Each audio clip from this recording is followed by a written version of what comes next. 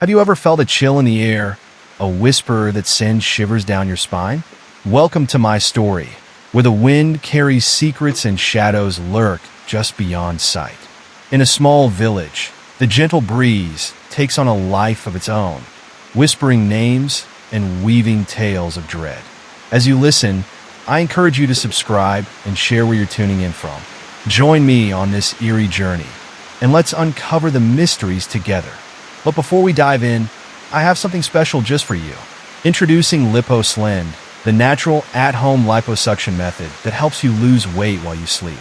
Imagine waking up lighter and refreshed, thanks to our special blend of ingredients like sulforaphane and cis quadrangularis. It works to keep fat away and helps your body manage weight easily. And there's more! Order today and get 2 free bonuses. Flawless skin secrets for tightening skin after weight loss and primal desserts for guilt-free sweets. Plus, enjoy free shipping on every order. Ready to change your nights and your body? Click the link in the description below to grab your discounted LipoSlend and start your journey to a healthier you. Now, let's step into the village where the wind whispers. In the village where I lived, the days were usually bright and the nights were calm. We would play outside, run through the fields, and enjoy the warmth of the sun. But one day, everything changed. It started with a soft breeze that rustled the leaves and made the trees dance. At first, it was just a nice sound, a gentle reminder of nature's beauty. But then, I heard something strange, a whisper carried by the wind. It was my name. I froze, my heart pounding in my chest. "Did you hear that?" I asked my friend Lily, who was playing with me. She shook her head, her eyes wide with confusion. "I didn't hear anything," she replied. I shrugged it off, thinking it was just my imagination. But then other villagers started to hear it too. They would stop in their tracks, looking around in fear as the wind whispered their names. As the days passed, more people began to hear their names in the wind, and soon, things took a dark turn. I remember the day old Mr. Thompson, the kind man who always shared his apples with us, heard his name. He looked terrified, his face pale as he stumbled into the village square. "The wind called me," he gasped. That night, we heard he had passed away in his sleep. It was the first time I felt real fear. The whispers continued, growing louder and more persistent. It felt like the wind was alive, playing tricks on us. I would lie in bed at night, listening to the rustling outside, wondering if my name would be next. I could see the worry in my parents' eyes, and I knew they were scared too. The village was changing, and not for the better. Then came the night of the storm. The wind howled like a wild beast, shaking our windows and rattling the doors. I curled up under my blanket, my heart racing. Suddenly, I heard my name again, clear as day, carried by the fierce gusts. "Emily," it called. I wanted to scream, but I was frozen in fear. I could hear the whispers of others too, echoing through the storm. It felt like the wind was angry, like it was punishing us for something we didn't understand. The next morning, we found Mrs. Jenkins, the village baker, lying still in her shop. She had been so full of life, always laughing and sharing stories. But the wind had taken her too. The villagers gathered, their faces etched with grief and fear. We all knew something terrible was happening, but no one knew how to stop it. The whispers were growing stronger, and with every name called, more lives were lost. I decided I had to do something. I couldn't just sit and wait for the wind to take me. I gathered my courage and went to the old oak tree at the edge of the village. It was said to be a sacred place where the spirits of nature lived. I thought if I could talk to them, maybe they would listen. As I stood there, the wind picked up again, swirling around me like a whirlwind. I closed my eyes and shouted, "Please, stop the whispers. We are sorry for whatever we did." But the wind only howled louder, and I felt a chill run down my spine. I opened my eyes to see shadows moving among the branches. They were dark and twisted, like the very essence of the storm. I stumbled back, fear gripping my heart. The whispers changed, becoming more frantic, more demanding. It felt like the spirits of nature were angry, and I was just a child caught in their wrath. Days turned into weeks, and the village was filled with sorrow. Each morning brought news of another loss. I watched as my friends grew distant, their laughter replaced by whispers of dread. The wind had turned our joyful home into a place of fear and despair.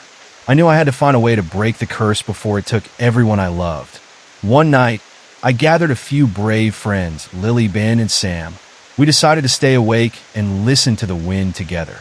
As darkness fell, we sat outside, huddled close, trying to find comfort in each other's presence.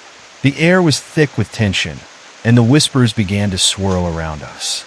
Emily, Lily, Ben, Sam, they echoed, chilling us to the bone. Suddenly, the wind picked up, and we heard a loud crash. A tree branch fell nearby, startling us. We jumped to our feet, our hearts racing. What was that? Ben whispered, his voice trembling. I didn't know what to say. The whispers grew louder, and it felt like they were closing in on us. I could see the fear in my friend's eyes, and I knew we had to stay strong. Then, out of the darkness, a figure appeared. It was a woman, her hair wild and her eyes glowing like embers. She seemed to float above the ground, surrounded by the swirling wind. You have disturbed the spirits, she said, her voice echoing like thunder. They are angry, and they demand a sacrifice. I felt a wave of panic wash over me. What do you mean? I cried out. What do they want? The woman pointed to the old oak tree, and I understood. The spirits wanted us to make amends for the pain we had caused. They wanted us to remember the beauty of nature and to honor it. I took a deep breath, feeling the weight of the moment. We are sorry, I shouted into the wind. We will take care of the land and respect the spirits. Please just stop the whispers. The wind howled in response, and for a moment, I thought it would never end. But then, slowly, the whispers began to fade, replaced by a soft rustling of leaves. The woman smiled, and I felt a sense of peace wash over me. You have listened, she said. Now, the spirits will rest. With that, she vanished into the night, leaving only the gentle breeze behind. We stood there in silence, relief flooding through us. We knew we had to change, to protect our home and honor the spirits that watched over us. From that day forward, we worked together to care for the village and the land. We planted trees, cleaned the rivers, and shared stories of the whispers that had haunted us. The wind still blew, but it no longer carried fear. Instead, it brought messages of hope and renewal. We learned to listen to nature, to respect its power, and to cherish the beauty around us. But the story doesn't end here. The whispers may have faded, but the connection to the spirits remained strong. As I lay in bed at night, I still felt the gentle breeze on my face, a reminder of the lessons we learned.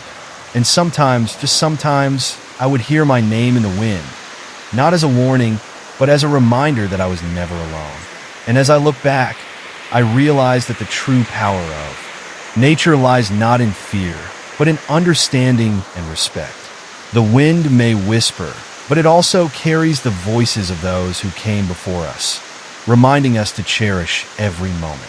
So, as you listen to my story, remember to look around you. Nature is full of wonders and secrets waiting to be discovered. Now, what do you think will happen next?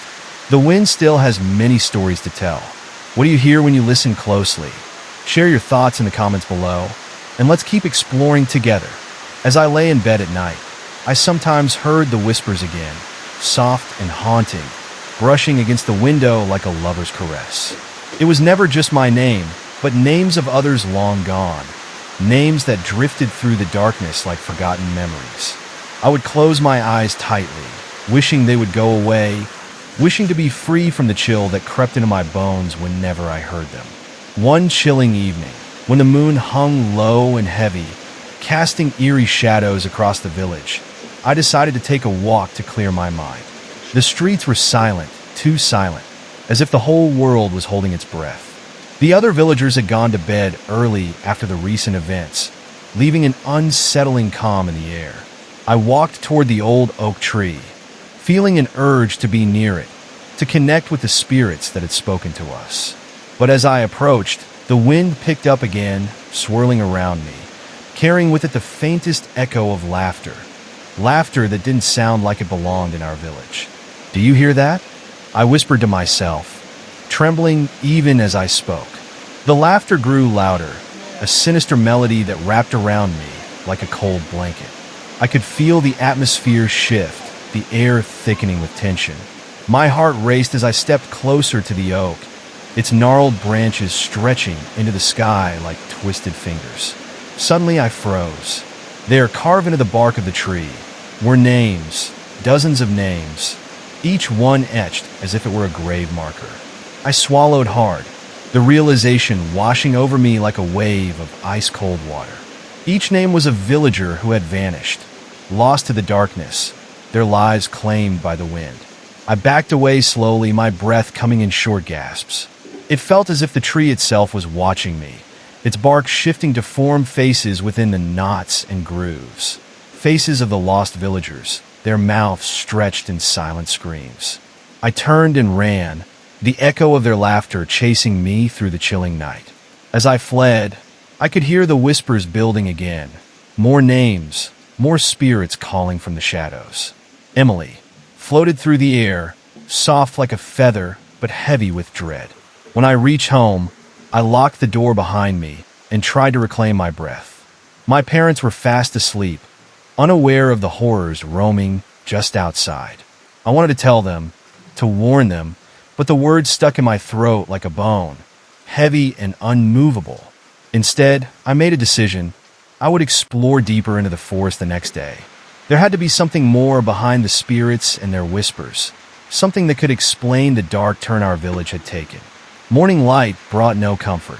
I gathered a few supplies and headed back towards the oak tree, my heart pounding with every step. The village felt different.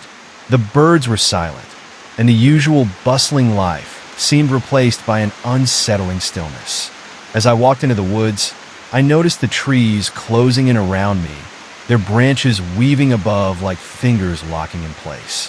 I couldn't shake the feeling that I was being watched, my movements mirrored by something unseen and lurking. Finally, I reached the oak.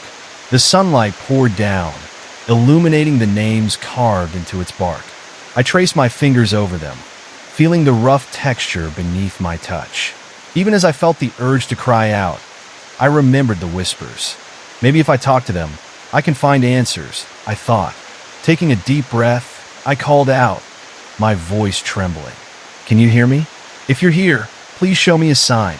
At first, there was nothing but silence. Then, the wind picked up suddenly, swirling around me, making the leaves clap like applause. I stumbled back as the laughter returned, echoing louder than ever before. It sounded almost joyous, taunting me, celebrating my fear.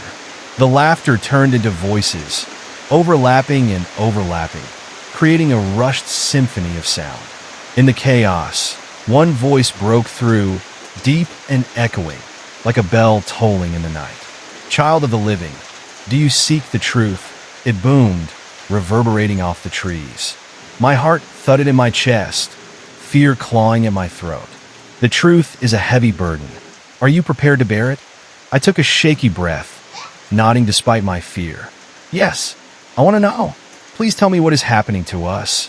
The air around me shifted. I could feel the weight of the moment pressing down. The wind slowed, almost as if it were listening, and then a heavy silence settled. Slowly, the whispers faded, replaced by a low rumble that seemed to emanate from the very ground beneath my feet. "You awakened us with your ignorance," the voice continued, now softer yet still resonant. "The village sits on a sacred ground, the resting place of those forgotten. When you dismissed our whispers, it angered us. The lost souls are restless, seeking peace that they cannot find." I shivered as I spoke, feeling the truth resonate within me. What can I do to help? The urgency in my voice seemed to break the tension. The trees swayed lightly, and the shadows deepened around me. "Remember the names, honor the lost. Each name is a story, each whisper a memory." The voice turned into a whisper again, and I felt scattered images flood my mind. Memories of laughter, of heartache, and of love shared in this small village. Each face flashed before me, each lost soul pleading for recognition, for acknowledgement. Bring them back to life through memory, the voice urged. Speak their names, tell their stories. Only then will your village be free. With a surge of courage, I promised the spirits. I will remember them all. In that moment, I felt a shift. The trees around me seemed to sway in approval. I backed away slowly, fear still gripping my heart, but a new determination igniting within. I would not let their stories fade into nothingness. I would gather the village, share what I had learned, and help them remember. As I left the grove, the sun dipped low in the sky, casting long shadows behind me. Even as I walked back, I couldn't shake the feeling of being followed. I glanced back, and for a split second, I thought I saw a figure in the distance, a silhouette illuminated by the fading light. My heart raced, but I pressed on, hoping that I could find safety in numbers, hoping that our collective memories could protect us from the restless spirits that lingered. Back at the village, I rallied some of my friends at the square. Lily, Ben, and Sam hurried to my side, their faces etched with concern. "You look pale, Emily. What happened?" Lily asked, worry in her eyes. "We must tell the village about the oak tree and the whispers," I urged, urgency lacing my words. "They need to know that we have to honor those we've lost." "But what did you hear?" Ben asked, fear creeping into his voice. I took a deep breath, steeling myself. The spirits aren't just angry. They're lost. We have to bring them back into our hearts, remember their stories. If we don't, more lives will be taken. As I spoke, darkness fell and a thick fog rolled in, wrapping around the village like a ghostly shroud. The air grew colder, and I felt a tingle of dread as the whispers returned, not just within the wind, but from the fog itself. Emily floated through the mist clearer, almost a warning. Looking around, I could see others shifting uneasily, the fear palpable. The ground trembled slightly beneath us, as if the spirits were restless, watching us closely. "Will you help me?" I pleaded, my voice cutting through the growing silence. The air was heavy with unspoken stories, stories of loss, longing, and sorrow. "Of course," Sam said, stepping forward, determination in his gaze. Lily and Ben nodded as well, their resolve apparent. "We'll gather everyone, and we'll remember together." But just then, a chilling wind swept through, and I regretted my promise as icy fingers seemed to touch my skin. The fog thickened, swirling around us, blocking out the view of the village. "We need to get everyone inside," Lily exclaimed, panic rising in her voice as the whispers began to crescendo into a chaotic roar. "They're angry. We shouldn't have disturbed them. No, we can't run from this. We must confront them," I insisted, though fear stained my words. I could barely hear myself over the deafening wind, but with my friends rallying beside me, I forged ahead. We raced through the fog, calling out to our neighbors. The voices grew louder, almost mocking, echoing our efforts with laughter that rattled our bones. "How foolish," came a voice, deep and resonant. "You think you can change our fate?" Even as dread seized me, I would not let fear take hold. I knew what was at stake. "We need to tell the stories of those who are lost." I shouted into the fog. "Please give us a chance." For a brief moment, the wind stilled and the laughter receded. The fog seemed to part, revealing the silhouettes of villagers standing frozen in place, their eyes wide with fear. They had heard the whispers too, and then, just as I began to feel a glimmer of hope, a cold presence enveloped us. A shadow darted through the village, flickering in and out of sight, creating an atmosphere thick with dread. It was both terrifying and beautiful, a wisp of darkness that twisted unnaturally around those gathered. I could see its eyes glowing like coals in the night, fixated on us. "Tell the stories or face the consequences," it hissed, echoing our fears. The air crackled with electricity, and I realized we had the attention of something much darker than we anticipated.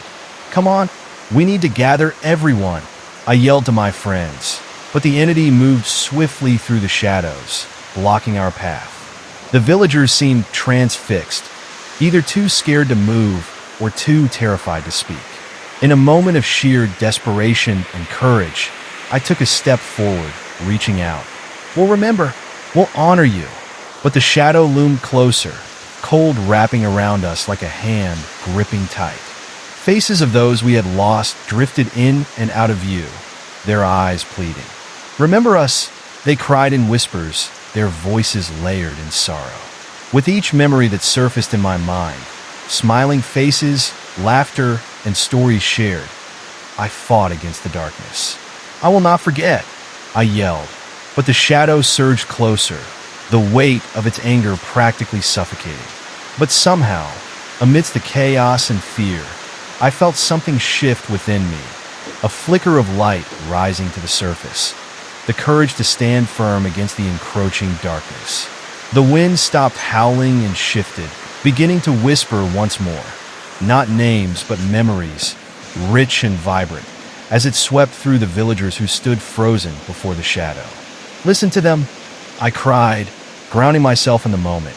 "Tell their stories. They deserve to be remembered." The air was thick with tension, but slowly, whispers began to flow from my friends' mouths. They spoke of laughter shared, of kindness given, of love that had vanished.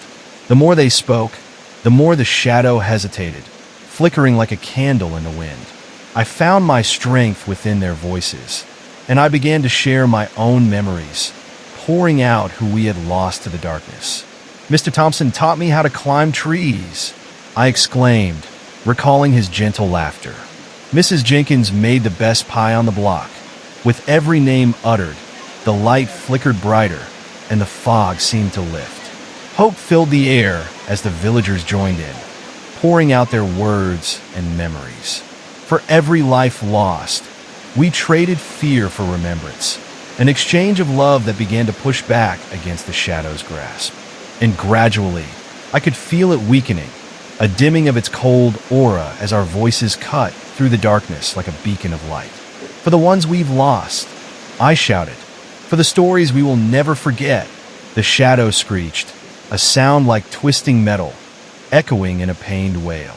It lashed out, looming ominously, but our voices only grew stronger, a chorus of unyielding remembrance that swept through the village, wrapping around us like a protective cocoon.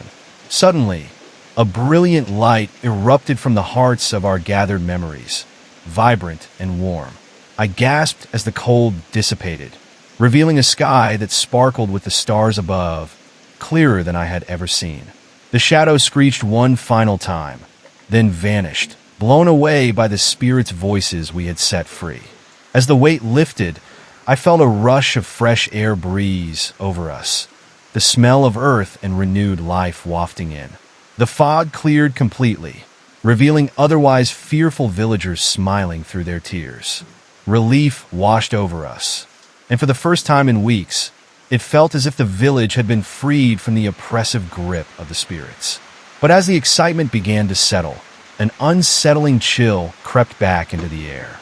Though the shadow had vanished, I could still feel the remnants of its presence lingering, like a dark cloud hovering just beyond sight. The villagers were smiling, yet their eyes held a flicker of fear, and I could sense that something was still not right. My heart raced as I caught sight of the oak tree again, its massive form casting a long shadow across the ground. I noticed that the names carved into its bark were glowing softly, illuminating the night with a ghostly light. It was beautiful yet ominous, like a beacon warning us of something lurking just beneath the surface. "What does this mean?" I whispered to myself, trying to ignore the growing unease in my stomach. Among the smiles, I spotted Lily looking toward the tree, her expression shifting from relief to concern. "Emily, do you think it's really over?" she asked, her voice barely above a whisper. I wanted to reassure her, to say that the darkness was defeated. But deep down, I felt a gnawing doubt. Suddenly, the ground beneath us trembled, sending vibrations through my body. The villagers exchanged frightened glances, the joy from moments ago fading like the mist that had enveloped us. "What now?" Ben exclaimed, panic sharpening his features. Just then, I noticed the shimmering names on the oak flickering, and they began to twist and contort, rearranging themselves into new shapes. "Run!" I shouted, instinctively grabbing Lily and Ben's arms, urging them away from the tree. But the ground quaked again, and everyone stood frozen, spellbound by the sight before us. The whispering grew louder, growing into a cacophony of voices. Each name we had spoken began to chant, rising into a haunting melody that echoed through the night. "Emily!" The wind called again, more insistent this time. "Come closer." It was the same haunting voice I had heard before, tugging at me, luring me back toward the oak. I shook my head, fighting the compulsion to listen. "Stay back!" I yelled to the group, knowing the danger that lay ahead. I could see the fear mirrored in their eyes. But as I looked back, I noticed something disturbing. Shadows began to stretch from the tree, rising like tendrils reaching for us, curling around the villagers' feet, trying to pull them closer. "No, don't let it take you," I cried, tightening my grip on my friends. But it was too late.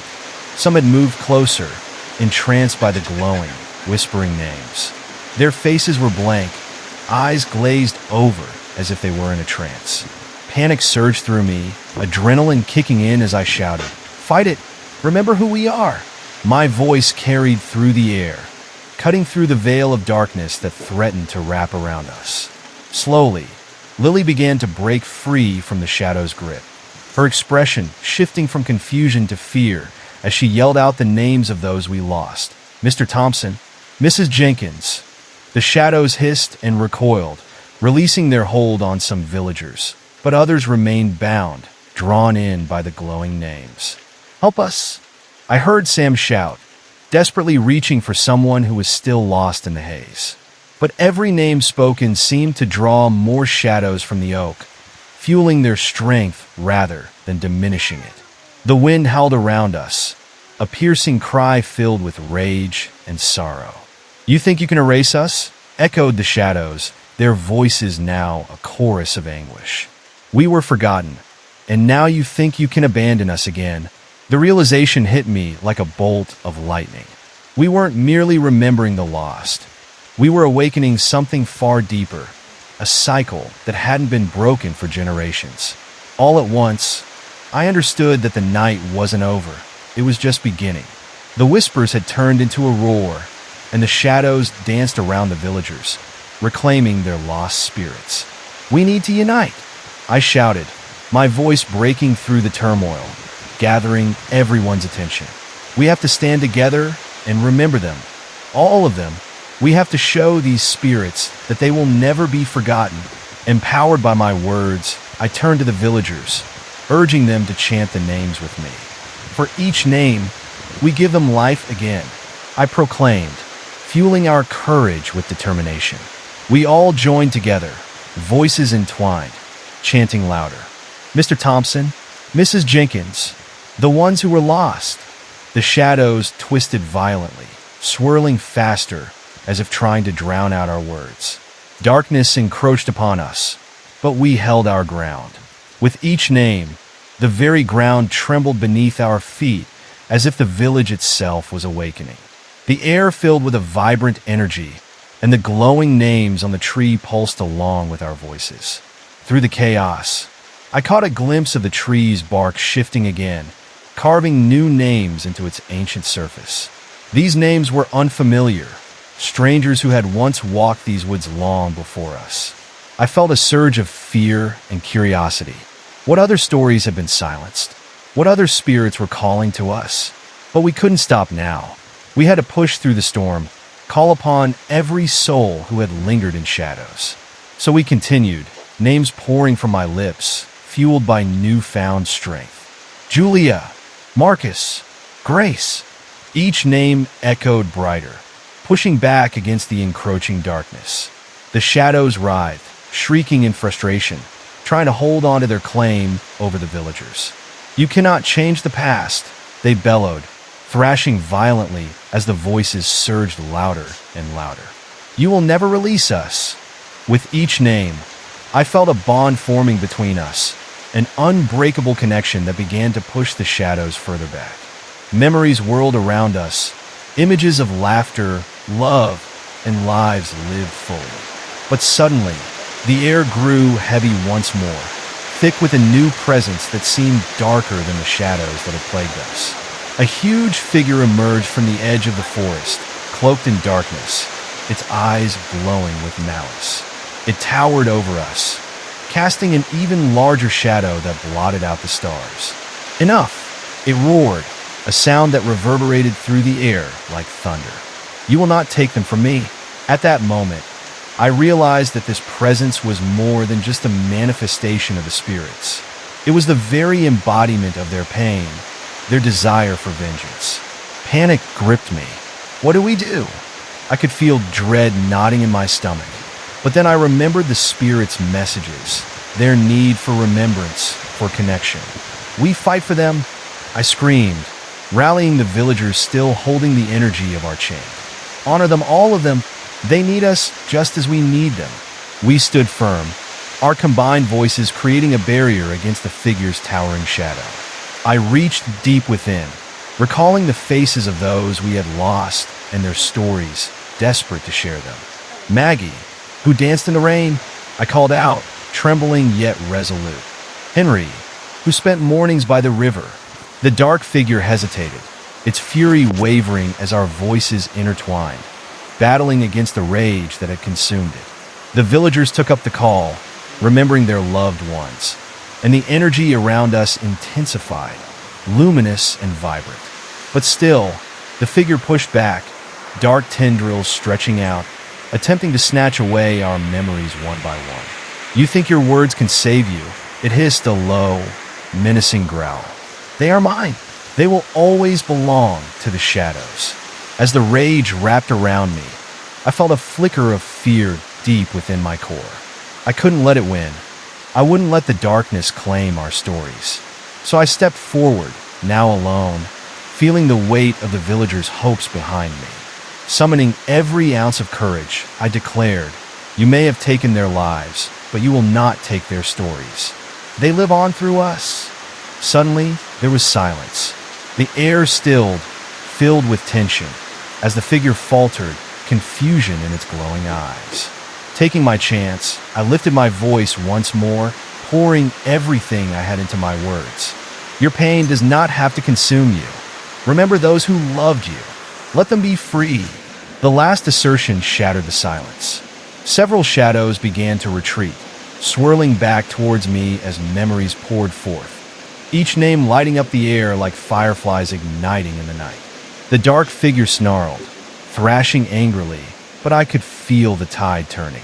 In a crescendo of voices and flickering lights, we continued to chant, to remember.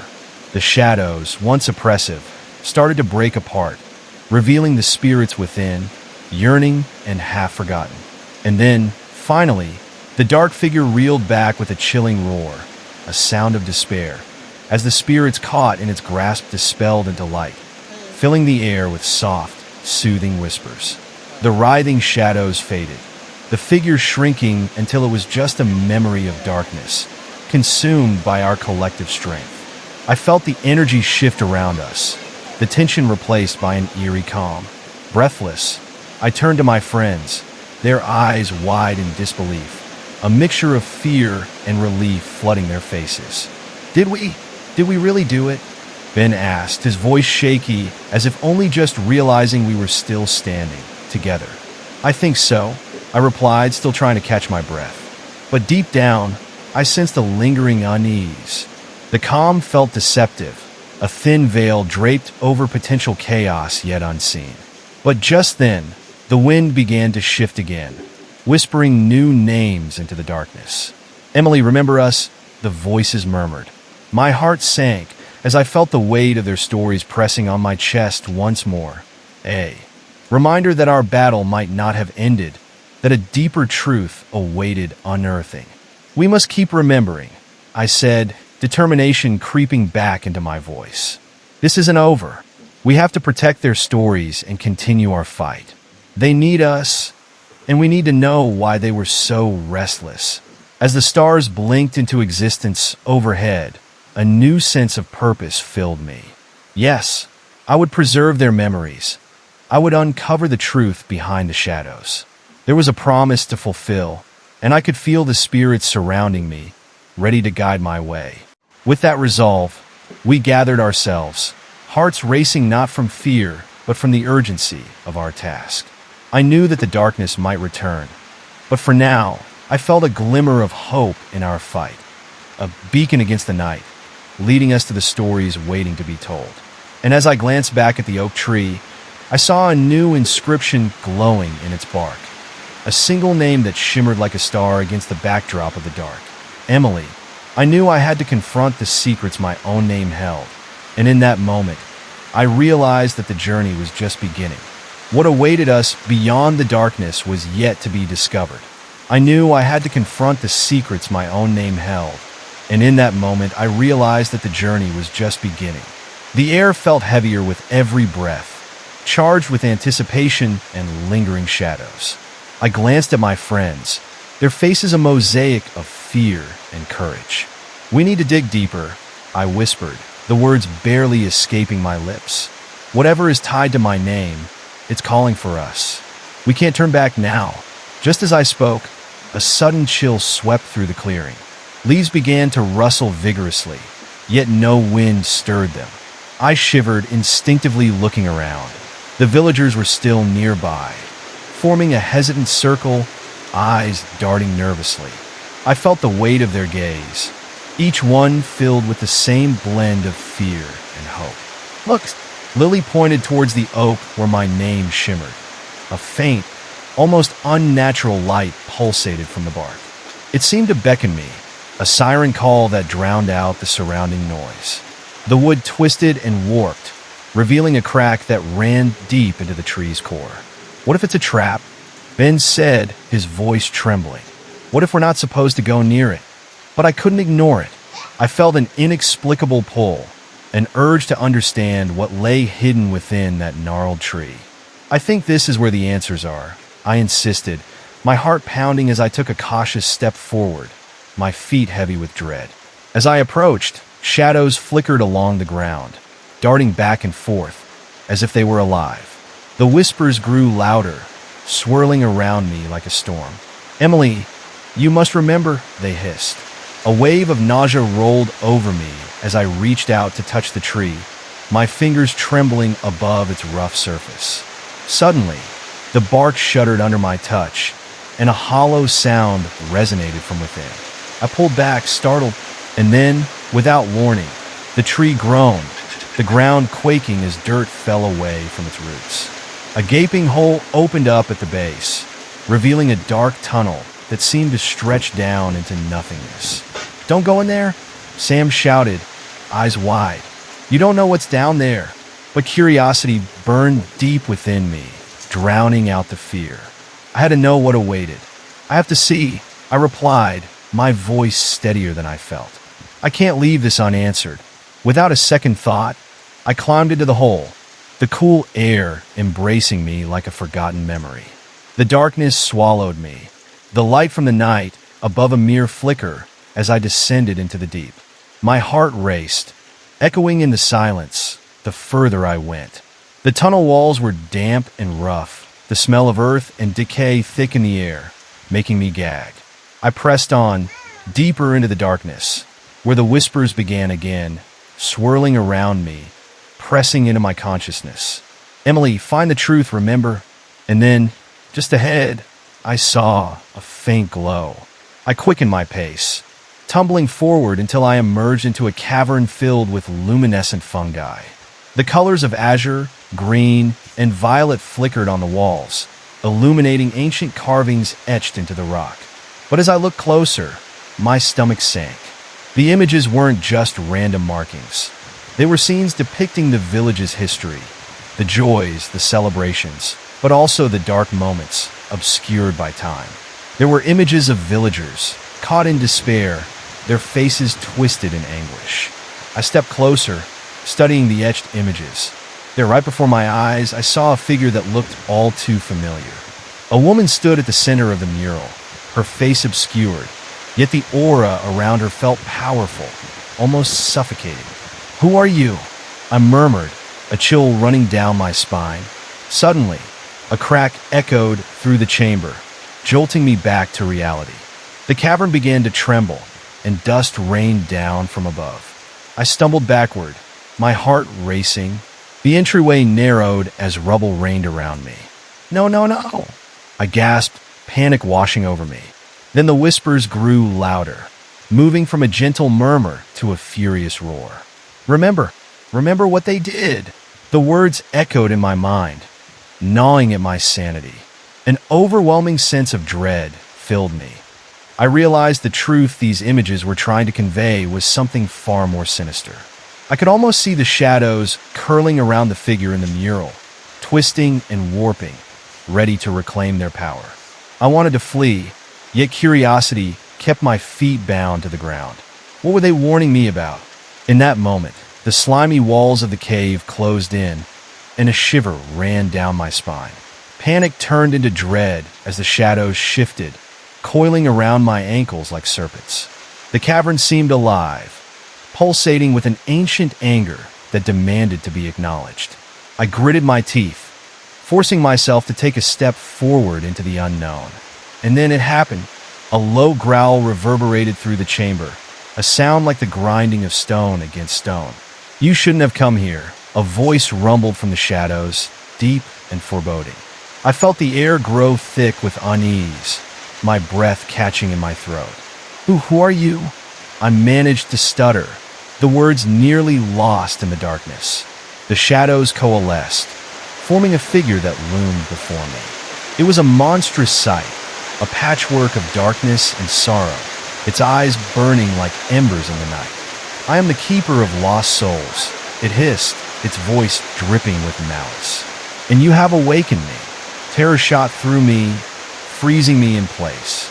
I didn't mean to, I cried, backing away slowly, but the shadows surged forward with an icy breath that enveloped me.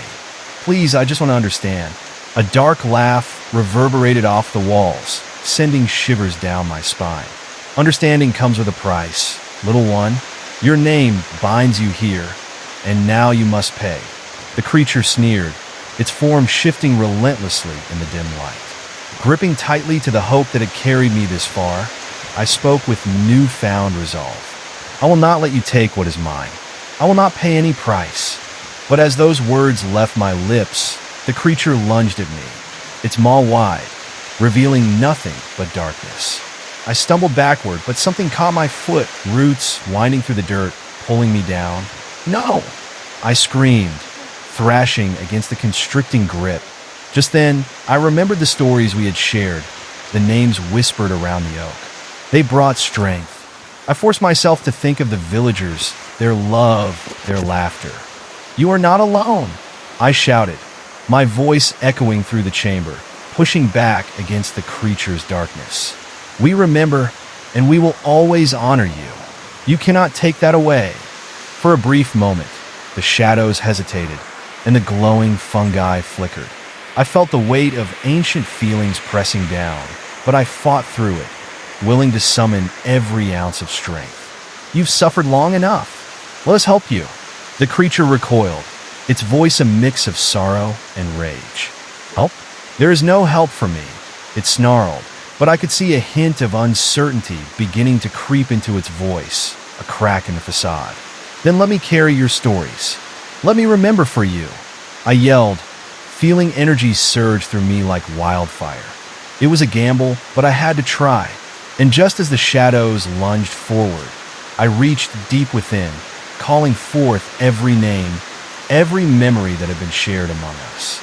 Julia, Marcus, Grace, you were not lost, I shouted, the names echoing like a distant hymn through the darkness. The cavern shook violently as the light swelled, brightening in response to my words. The shadows writhed, twisting in agitation, trying to resist the warmth spreading from my heart. We will honor your pain. We will remember your suffering. You do not have to linger here any longer. With a deafening roar, the creature writhed as if caught in a storm, and the shadows began to break apart. The light grew blinding, and I could hear the remnants of anguish transforming into echoes of hope. The roots that had gripped me loosened, and in a sudden rush, I was free. But just as I thought I had triumphed, the creature turned its gaze upon me, raw anguish reflected in its fiery eyes. "You think you can erase me with your empty words?" It spat, its voice echoing ominously in the cavern. "No, but I can remember you," I replied, voice steady despite the fear coursing through me. "You are part of our story, and you deserve to be remembered." Its form flickered, caught between the surge of light and the shadows craving its return. The cavern shook, dust and debris falling from above as the energy crackled. Then, in a final scream of agony, the creature began to unravel, its form consumed by the light. Falling to my knees, I felt a wave of relief wash over me as the warmth enveloped me, lifting the oppressive darkness that had gripped my heart. The whispers faded, replaced by a harmonious whisper that wrapped around me like a soft embrace. The cavern began to collapse, the earth fracturing around me, but I rose, the light guiding my way back toward the tunnel's entrance. I could hear the villagers calling for me, their voices intermingling with the gentle echoes of the spirits we had freed. Stumbling back into the light, I emerged from the oak tree's depths, collapsing into the grass, gasping for air. I looked up to find my friends surrounding me, relief flooding their faces. But as I caught my breath, the air shifted again. The trees rustled ominously, and the shadows that had retreated were now lurking just beyond the edge of the light. I felt an unsettling sense of foreboding, as if reality was shifting again. "What's happening?" I panted, scanning the darkness, heart racing. And then I saw it, a figure lurking just beyond, half hidden by the trees, its form twisted, the eyes glowing with an ominous light. The creature from the cavern had not been fully vanquished. "Emily," it whispered, darker than ever, each syllable a chilling reminder of the unfinished business that lingered in the air. I looked at my friends, the shock on their faces, and I understood I hadn't escaped the darkness. I had only stirred it. It was still waiting. It had not given up. "Everyone stay close," I shouted, dread pooling in the pit of my stomach, knowing that our journey was far from over. The shadows were shifting, gathering in the corners of our sanctuary, and I realized that we hadn't just awakened something. We had amplified it, and now we had to face the true darkness behind the folklore of our village. As I caught my breath, I felt the cold touch of despair creeping back in. We were alone in the darkness once more, and the shadows were drawing near, weaving a tale that was waiting to be uncovered, a fearsome story that would test every ounce of our courage. And it was in that moment, surrounded by my friends and the gathering shadows, that I knew our battle against the darkness had only just begun. As I caught my breath, I felt the cold touch of despair creeping back in. We were alone in the darkness once more, and the shadows were drawing near, weaving a tale that was waiting to be uncovered, a fearsome story that would test every ounce of our courage. The air thickened with tension, almost suffocating, as my friends and I swiveled to face the dark figure that had materialized before us. Its form flickered like a flame in the wind, never fully appearing, yet I could feel its eyes bore into me, cold and unyielding. They seemed to see past my skin, right into the depths of my thoughts, making me shudder. "Emily." The voice was smooth and enticing, like syrup dripping with menace. It echoed around us as if several shadows had joined to produce that one sound. "You thought you could escape me? You have only begun to peel back the layers of your own truth." I swallowed hard, my heart pounding a chaotic rhythm in my chest that echoed the growing fear in my gut. I clenched my fists, willing myself not to show my fear, even as my body screamed to flee. "We didn't come here to play your games. What do you want?" I shouted, my voice trembling but loud enough to mask the crack in it. The shadows danced closer, weaving between the trees like restless spirits. I caught glimpses of whispers amidst their movement, fragmented pieces of anguish clouding the air. My friends flanked me, but I could see their fear mirrored in their eyes, the way they exchanged nervous glances, each of us unsure of what the other was truly feeling. Then the figure stepped from the darkness, its features beginning to take shape. It was a long silhouette, indistinct at first, but then it sharpened into a twisted form of what once looked human, elongated limbs, a sunken face stretched tight with shadows. It bore a haunting resemblance to someone I knew, a memory I could almost touch, but it slid away like sand through my fingers. "Do you recognize me?" The figure hissed, the voice dripping with malice. I flinched, every fiber in my being igniting with a sense of dread. I could see the faces of the villagers flickering behind it, their expressions contorted with horror, trapped within their own memories. We were never truly free. You all are still bound to the past. I shook my head in disbelief. "No, we've moved on," I cried, but the certainty in my words wavered as shadows crept closer, eager to consume my resolve. "We honored you. We remember." A cruel laugh erupted from the figure, reverberating through the air like a long-forgotten cackle. "Honoring is meaningless. You merely delay the inevitable. Your memories are fragile, Emily, just like the veins of light in the dark. They will always be snuffed out. Just like I was." What didn't make sense began to sink in like lead into my stomach. The pit of darkness spreading was not just a physical entity. It was a manifestation of the villagers' despair, their unresolved pain that I had unwittingly unleashed. And now it threatened to consume us all. Even though I felt a keen sense of provocation, I could not fight the urge to uncover the truth. I stepped closer to the figure, every step a battle against the tight, eating grip of fear. I needed to know, to confront this specter of regret and loss. "Why are you doing this?" I demanded, letting my voice carry through the darkness. "What happened to you? Lose yourself in the shadows," it sneered, pointing a bony finger at me. "Let guilt and darkness envelop you until you are just like us." The moment it gave that command, a chill swept through the air, causing the very ground beneath my feet to tremble. I felt a sudden rush of cold air sweep through the clearing, swirling around us like a cyclone. It tugged at my clothes and licked against my skin. I turned to my friends, desperation flooding my heart. But what I saw made my blood run cold. Their faces began to shift, morphing into the tortured expressions that appeared in the shadows surrounding us. "No, not now," I yelled, reaching out to touch Sam's arm. But he flinched away, horror twisting his features. "Why?" he stammered, his voice broken. "Why are you doing this, Emily?" I could see the flicker of doubt in his eyes, and it stung. I was losing them to the shadows. "It's your fault," he screamed, pointing an accusatory finger at me, eyes wide with betrayal. "Stop it," I pleaded, tears blurring my vision. "This isn't me. It's the thing." But no one was listening. Panic surged within me as I tried to focus on breaking the hold the darkness had on them. "We gotta fight. Together." The shadows responded, intensifying, their wails merging into a cacophony that threatened to drown out my mind. I struggled to keep my own consciousness intact, each cry from my friends clawing at my heart, pulling me deeper into despair. "Emily, you are the one who stirred them. Face the truth." As their voices twisted and turned against me, I caught my breath and focused deep within. I felt the bright, flickering ember of courage in my soul. I focused on it like a lighthouse amidst a raging storm.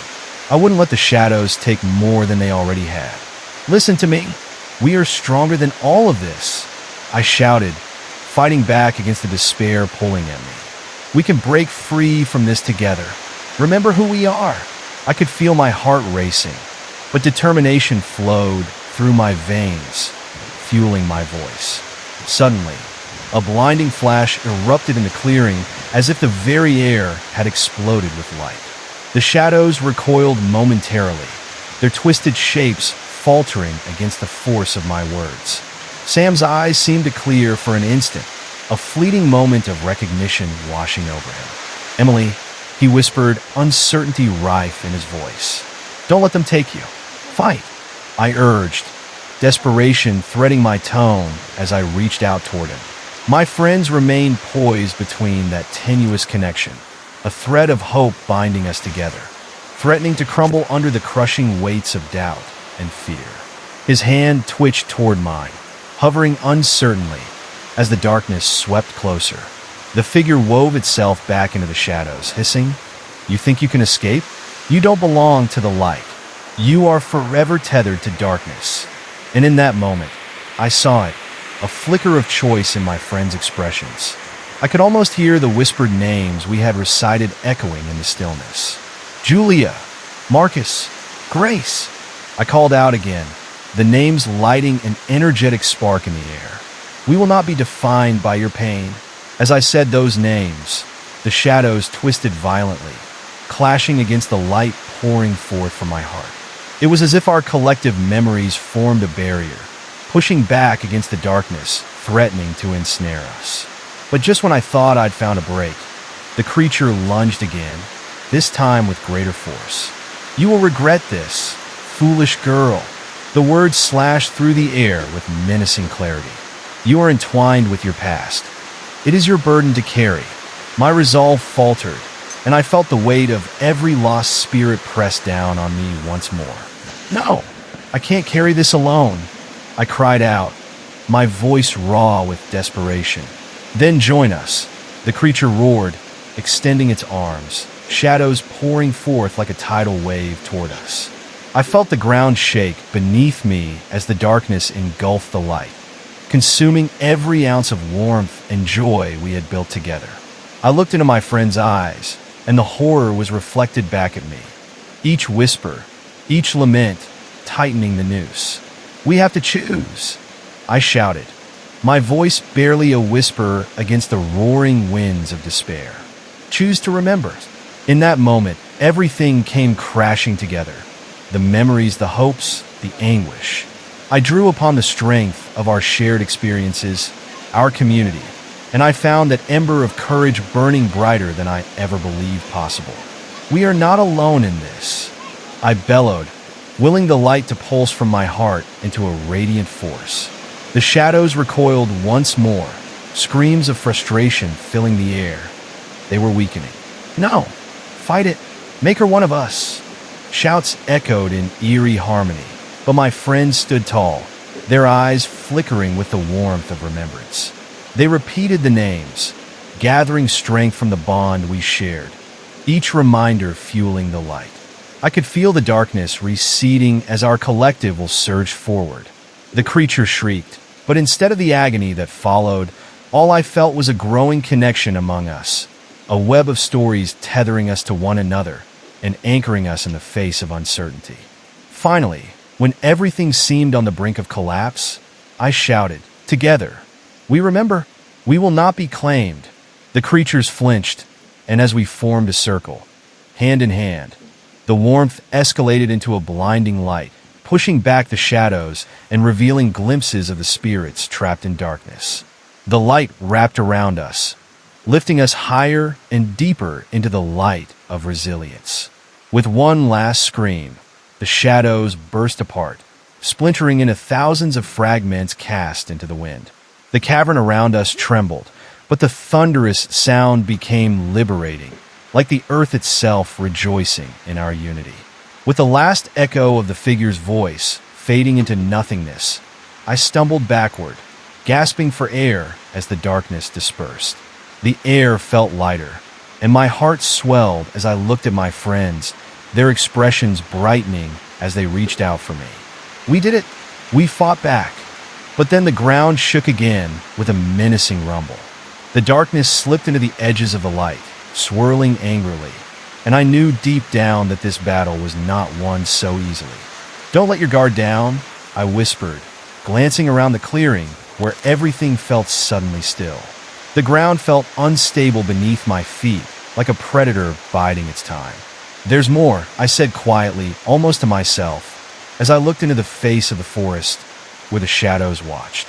The soft rustle of leaves whispered secrets I could not yet comprehend, and I could feel eyes on us, lurking just beyond the edge of reality. Just then, something flickered in the corner of my vision. A dark shape darted through the trees, quick and ghostly, leaving a trail of unease in its wake. My heart raced again, thrumming heavily against my ribs. What was that? I asked, dread creeping back in, threatening to consume all the hope we had just forged. My friend stood tense beside me. Even the air felt charged with a new, unsettling presence.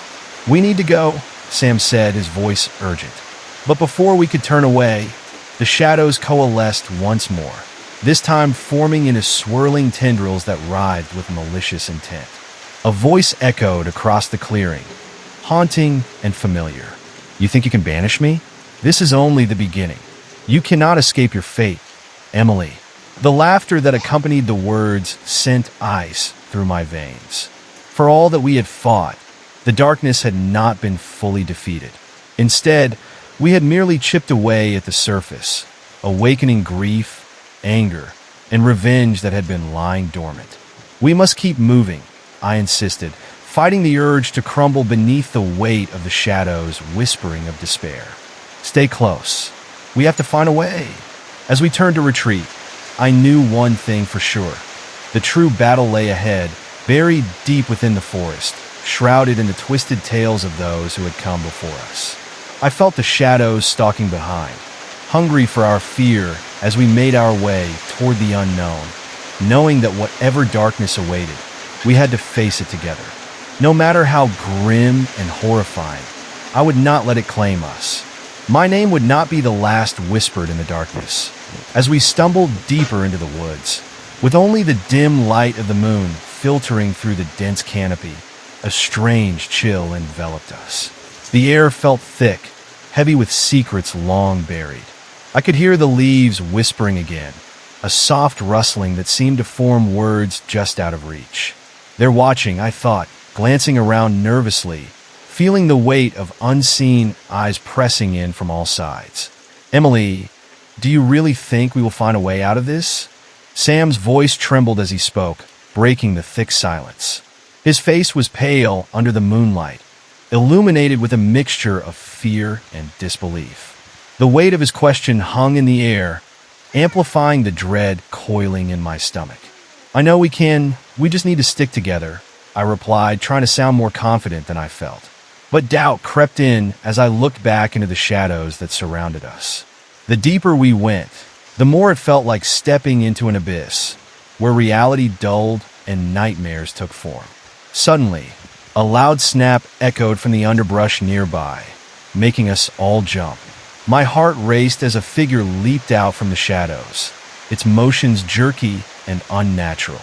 It was a mere silhouette, elongated and grotesque, darting back into the darkness like a wisp of smoke.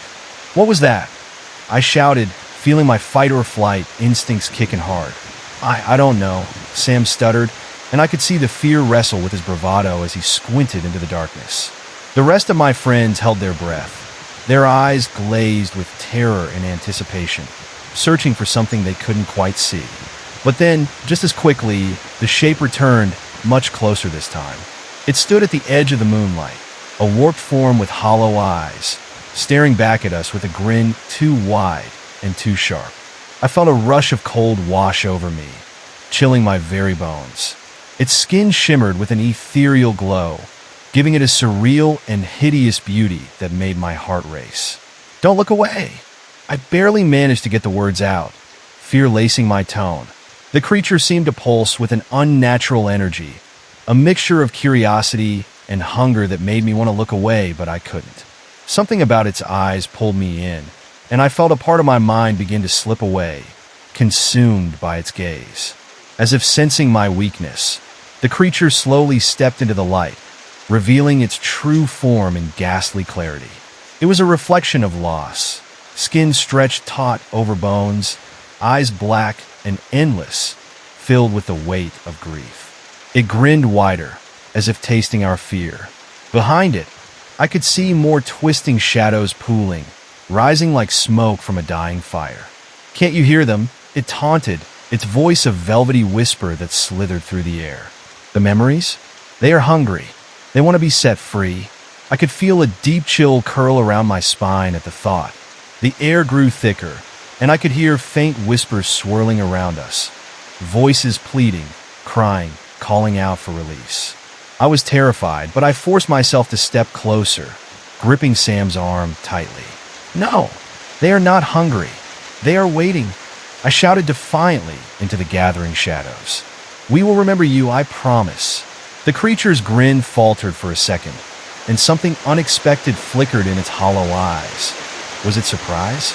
Or was it just a trick of the mind? But then it lunged forward, claws outstretched, and a terrible shriek pierced the night. It was so loud that it rattled in my bones, a mixture of rage and sorrow that reverberated in the air. "Stop!" I screamed, feeling heat build in my chest. I couldn't let it consume us. I couldn't allow darkness to overtake the light of our memories. "We have the power to free you," I yelled, a desperate plea hanging on the edge of hope. The shadows roared around us, swirling violently as the creature paused, taken aback by the sudden flare of courage in my voice. It hesitated just long enough for me to muster my strength and bellow, "We remember, together." With that, I closed my eyes and focused on all the names I could remember, those of my family, friends, and even the lost spirits I had felt in the cave. One by one, I spoke them aloud, summoning their essence into the world around us. Julia, Marcus, Grace. Each name acted like a beacon, illuminating the dark abyss that sought to swallow us whole. The shadows cracked, trembling with uncertainty. I opened my eyes just as a burst of blinding light erupted from the ground, like a phoenix rising from ashes. It engulfed us, and I felt a surge of power coursing through every fiber of my being. I could sense the creatures of sorrow retreating, squeezing back into their hunched forms as the light grew brighter. But the darkness wouldn't be so easily defeated. The creature let out a roar filled with despair, and the shadows lashed out in a frenzied attempt to reclaim their grip on us. I stumbled back, my heart racing, as the very ground seemed to shudder with anger. The whispers turned into a chorus of rage. "You cannot escape. You will be our vessel once more." Everything felt like it was collapsing around us. The light flickered, dimming as the shadows lunged forward like ravenous wolves. I gripped tighter to my friends, willing them to stay strong. "We can't give in. Don't forget who you are," I cried, but deep down, I felt the weight of fear creeping back in, wrapping itself around my heart. Just then, a thorny vine shot out from the ground, piercing the air with a sickening crack as it coiled around Sam's ankle. He gasped as it tightened, dragging him backwards toward the shadows. "Sam!" I shouted, reaching out. I lunged instinctively, our fingers just inches apart. "Hold on!" I screamed, my voice raw. "I won't let go!" The shadows twisted like an angry sea, howling with fury as I pushed back with every ounce of determination I could muster. But the darkness had begun to press in on all sides, feeding off our fear, and I could see it swirling sharper, darker. Its anger fed on my terror, getting stronger with every moment. The creature's twisted face loomed closer, its hollow eyes locking onto mine. "Join us, Simile. You're just like us." "Never!" I shouted back, even as panic clawed at my insides. "I will remember, and I will fight." In that moment, the very idea of surrender felt like ice in my veins.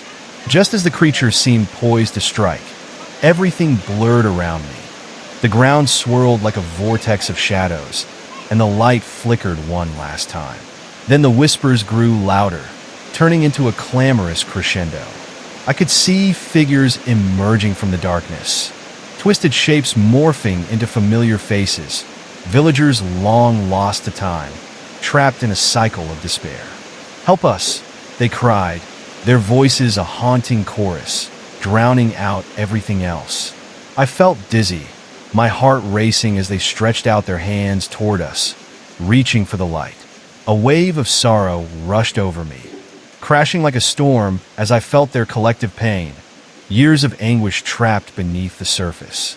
"We can't let them win," I breathed, my voice barely audible above the rising fury. "We have to remember who they were." Taking a deep breath, I focused on the faces that glimmered in the halo of light. "We are here for you." The air became electric as I felt the light within me surge again, pushing back against the suffocating shadows. The spirits howled, suddenly agitated, and the darkness writhed as if caught in a tempest. "You can't hold them," the dark creature sneered. "You will be consumed." Ignoring the creature's taunts, I cried, "Julia, Marcus, Grace. The names poured from my lips like an incantation, binding my friends and me together, weaving a tapestry of hope amidst despair. With each utterance, the village spirits behind us joined in, their voices rising like a beautiful song, echoing through the darkness. The shadows recoiled, flickering in the face of our unity. I could feel Sam pulling against the vine, trying to break free. "Fight it!" I shouted, fists clenched tighter. "Remember them. They need us." The dark figure writhed, frustration radiating from its every movement. "You may have strength now, but dark memories linger. You cannot escape your past." The ground beneath us seemed to tremble as reality shifted, distorting our surroundings in a way that made my gut churn. I realized we were standing at the precipice of something much more sinister, a world where nightmares took form.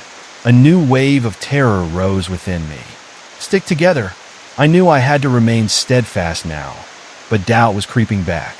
My voice wavered as I felt the air grow heavy once more. Shadows coalesced with a fierceness that felt like 1,000 ice-cold breaths against my skin. Each breath became harder, tinged with a sense of finality.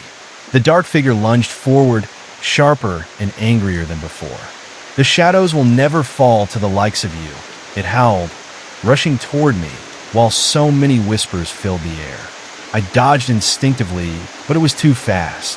Suddenly, it struck like lightning, and a coldness pierced me that felt like ice breaking through my very soul. With the breath knocked from my lungs, I fell to the ground, grappling with the overwhelming sensations that flooded my mind. My friends' voices faded around me as the darkness danced, consuming the light, pulling me down into an abyss filled with twisted memories. I gasped, fighting against the darkness both around and within. I had to focus. The spirits needed to be remembered. "I won't let you take us," I shouted into the suffocating dark. "This isn't over." And with one deep breath, I surged up again, pushing back against the shadows, willing the light to fill the cracks of despair. It fizzled in my chest, a small flame flickering brightly. But was it enough? I could feel the shadows closing in, and for a moment, doubt clawed at my resolve. Would we truly escape the never-ending cycle?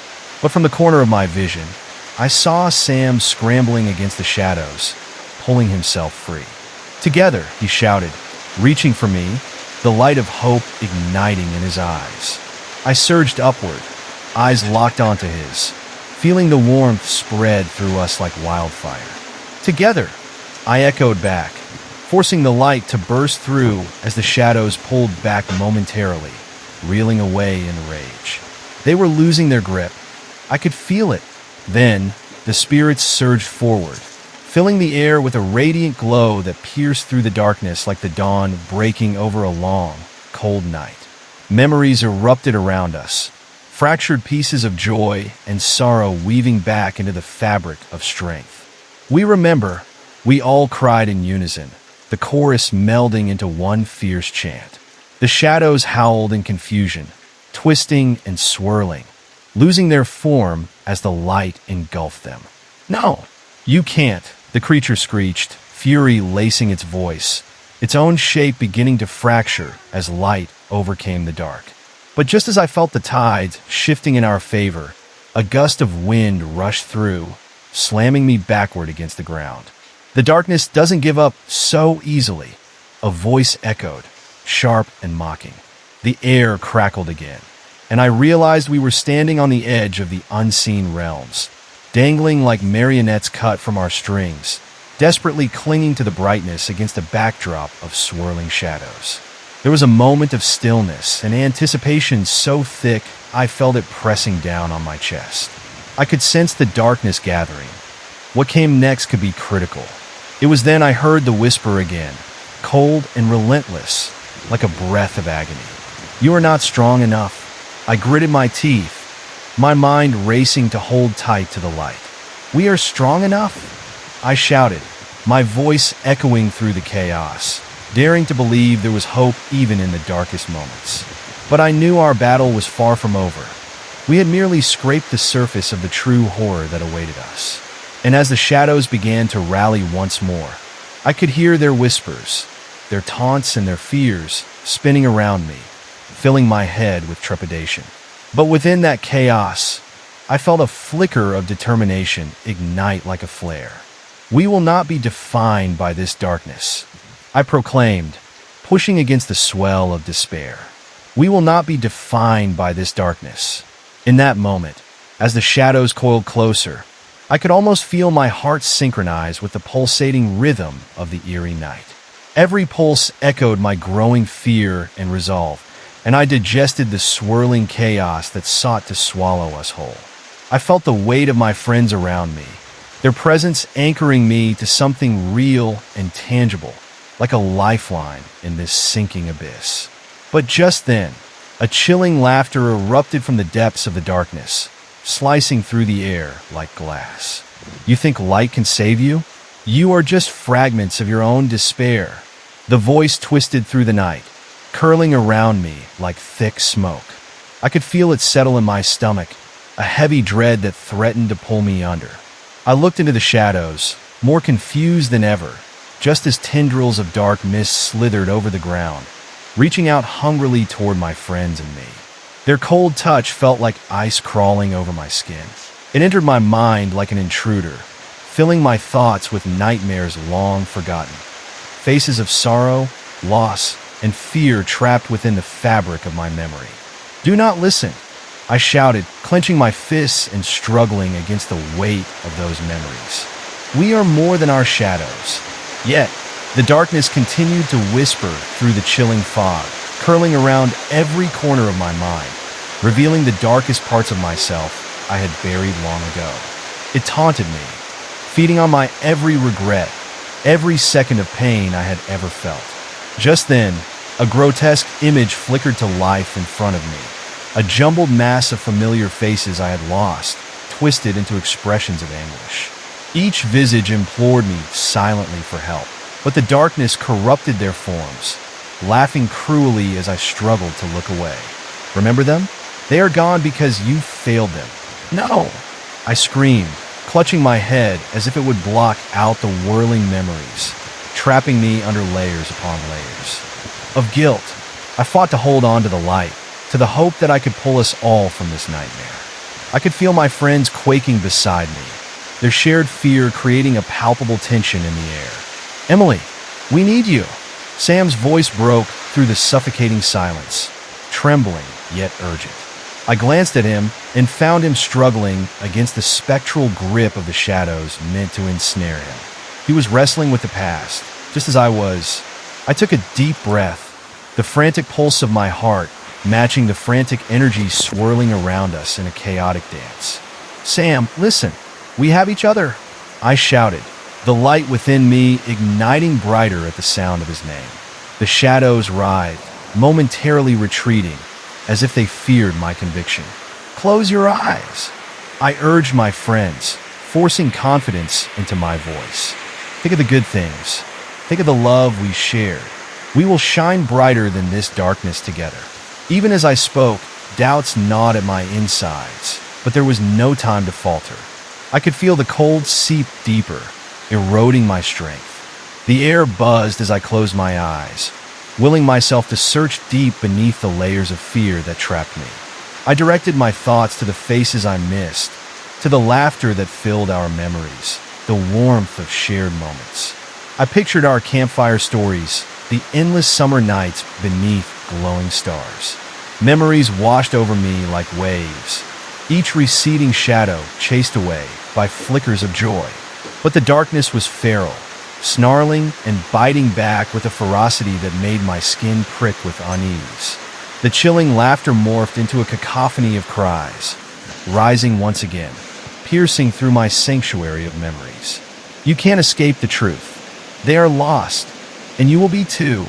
I could feel my strength flickering along with the light as I tried to hold on to my friends. I opened my eyes to see the shadows creeping toward us once more, their forms twisting grotesquely into monstrous shapes. Each figure loomed larger, smiling with teeth too sharp and eyes too wide, delighting in our despair. "Fight back! I yelled, swallowing the thick lump in my throat. We had to rise above this, to push against the tidal wave of dark energy that seemed determined to consume us whole. I focused on Sam's terrified face, breathing deeply as the images of loss threatened to crash over me again. We have the memories. We share them. This darkness has nothing without us. And in that moment of connection, a spark ignited anew. I took Sam's hand, squeezing it tightly. In an act of sheer will, I began to chant our memories out loud, giving voice to their significance. And with each name, each moment recalled, the shadows recoiled in agony. Julia, Marcus, remember our adventures? Our laughter? Light swirled around us, weaving the memories back together into a beautiful tapestry of defiance, each thread of joy binding us closer. The shadows roared, a furious beast threatened by our unity as they shrieked in anguish. More! I urged my friends, feeling strength swell in my chest. Don't stop. Remember everything we've shared. As our voices surged into a crescendo, I could see the spectral figures of our lost friends illuminating in the dark. They hovered, translucent smiles breaking through the shadows, their eyes full of hope. They became part of our symphony, a song of remembrance that curled around the darkness, forcing it back further still. But suddenly, the air trembled, and a deep rumble reverberated through the ground. You think these celebrations will save you? The voice of the creature boomed again, more furious than ever. The shadows surged back, now thick and suffocating, wrapping around my chest like a serpent tightening its grip. I gasped for breath, fighting against the inky waves crashing over me, struggling to hold on to the light we'd created. But now, I felt a shift in the energy. It was changing, morphing from chaotic desperation to something darker, a power hungry for vengeance. It's feeding off our fear, I realized, spinning with urgency. We need to channel our defiance, not our memories. Keep pushing, Sam echoed, his voice breaking through the clamor. I could feel his determination strengthening me. I would not let fear win. Drawing in a shuddering breath, I shifted my focus completely. Instead of memories, I reached for my anger, the fire within that burned, ignited by the sense of injustice swirling around us. The shadows grew restless and began to writhe against the electric charge building in the air. You think you can take us? I shouted, channeling that anger into a fierce energy. You are nothing. We are stronger. Together, we are unstoppable. With each word, I felt the shadows pull back, flickering as if caught in light. I could sense their hesitation, their avarice wavering in the face of our combined strength. Winged shadows screeched above, circling before preparing to swoop down on us like a flock of ravenous vultures. Now! I cried, feeling the electric force crackling in my veins, and I raised my hands high as if calling the very power of the light down to us. Fight back! The air split with electric energy, and in that moment, I became aware of the whispers morphing into a chant, our voices uniting in defiance. We are not afraid. The darkness loomed closer, its claws poised for the strike as I poured every ounce of my strength into the light before me. It flared brilliantly, illuminating even the deepest parts of the forest, pushing against the shadows that had plagued us for so long. Then, all at once, the shadows slammed against my barrier, the impact reverberating through my bones like thunder. I could feel the terror threatening to consume us again, the weight pressing down with a crippling force. But we were not giving in. No, not now. The chaos of conflicting energies danced wildly as we channeled our shared spirit into one brilliant burst of light that shattered the darkness. I closed my eyes tight, focusing with all my might, trembling against the powerful force at work. Then, like a dam breaking, the light exploded outward, engulfing the shadows in a whirlpool of brilliance. They screamed, a sound so tortured, so filled with despair that it chilled my blood even further. The shadows twisted, morphing away from us, desperately trying to escape the radiant energy. I felt a rush of exhilaration merge with terror. The darkness was losing its grip, but in its last desperate throes, it lashed out wildly, determined to take us with it. The air grew thick with a cloying fog, and suddenly, deep echoes resonated within the depths of the forest, amplifying the chaos around us. I shuddered against the goosebumps that crawled up my spine, the shadows looming in their last act of desperation. My friends were close. I could feel them, trembling but unwavering. "We are not alone!" I shouted as we clung tightly together, merging our strengths against the tide of darkness. Just as the shadows boiled down, I caught a glimpse of something moving in the dark, a mass of distorted faces blending in an undulating wave.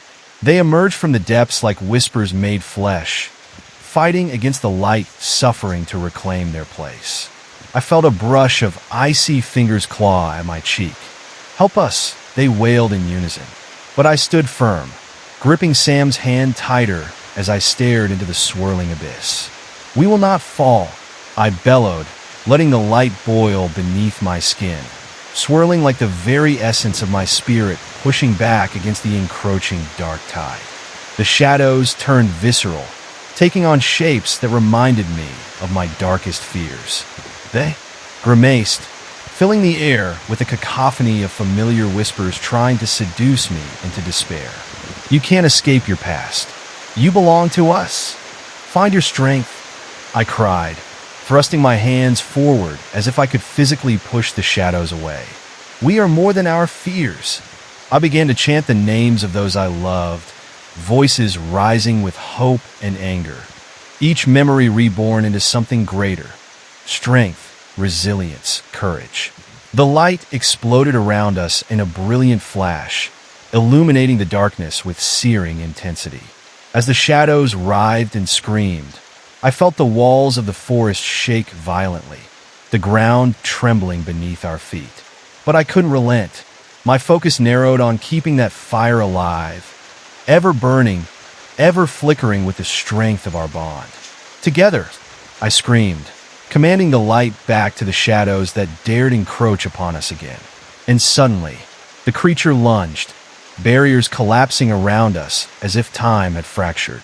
It howled, a sound so primal that it sent a wave of terror crashing over my senses. The darkness roiled beneath us, devouring everything in its path, clawing and shrieking for our submission. But through it all, I held tight to hope. The resilience within me swelled as I recited the words clearer, louder, focused, feeling them sweep through the chaos like a gentle gale. "We are not afraid," I yelled as the shadows slinked away, tried to flee from the relentless light we were creating. In that moment of defiance, I caught a faint shimmer in the darkness as I sensed something shifting, something pulling against the shadows. It felt alive and desperate, yearning to break free. I could feel it calling me, its resonance singing to the hopeful embers burning deep within. Desperately, I pulled my friends closer, feeling their strength pulse through me and out into the light. "We are family," I shouted. "Love is stronger than despair." And in that realization, I commanded the light with purpose, channeling every moment, every bond, illuminating the darkness as it recoiled, shrieking for release. A burst of energy cascaded across the woods, illuminating the forms of lost souls trapped in shadows, swirling back to light, each one carrying their stories, their pain, but now connecting them with purpose, with our defiance. "Remember," I commanded, and in that instant, it felt as if I had tapped into something larger than myself, the essence of every legacy left behind, screaming through the air in harmonious resonance. Even as the darkness fought fiercely, it could not silence our collective remembering. And just as I felt the radiant energy hit its peak, everything seemed to explode into a kaleidoscope of light and shadow, swirling and crashing around us, merging, blending. I felt untethered, lost in a wave of blinding brilliance and endless night. Then, an immense force erupted between us, sending a ripple through the shadows, tearing away their hold. And as the darkness exploded, I collapsed to my knees, gasping for breath as reality shimmered, a veil lifting somewhere deep within, revealing a world of vibrant color I had almost forgotten. In that moment, I understood something vital. It was not just my strength or my friends that had illuminated this dark night. It was the shared heartbeat of our memories, the love we held for those who had come before us. That realization flooded me with warmth and urgency as I felt the cool tendrils of darkness still scraping at my skin. But the shadows were relentless, coiling back in a feral rage. I could almost hear their laughter morphing into a sound that chilled my bones, each echo a reminder of the threat hovering above us. They slithered through the remains of the forest, finding cracks in our defenses, creeping closer with every heartbeat. I glanced around at my friends, their faces pale and etched with fear, yet their eyes reflected determination. "We won't back down," I shouted, sounding more confident than I felt. But deep down, I could sense the creeping doubt threatening to surface. Despite our unity, the shadows were growing bolder, slipping through our defenses like venom through a wound. "Focus," I urged, pushing that panic aside. I concentrated on the warmth of our connection, on the laughter we shared, the battles fought together, and the memories that anchored us. "Remember why we fight." As I spoke, a gust of wind whipped around us, brushing through the jagged trees, stirring something ancient lurking in the dark. A cold sensation crawled up my spine, a tingle signaling that something was wrong.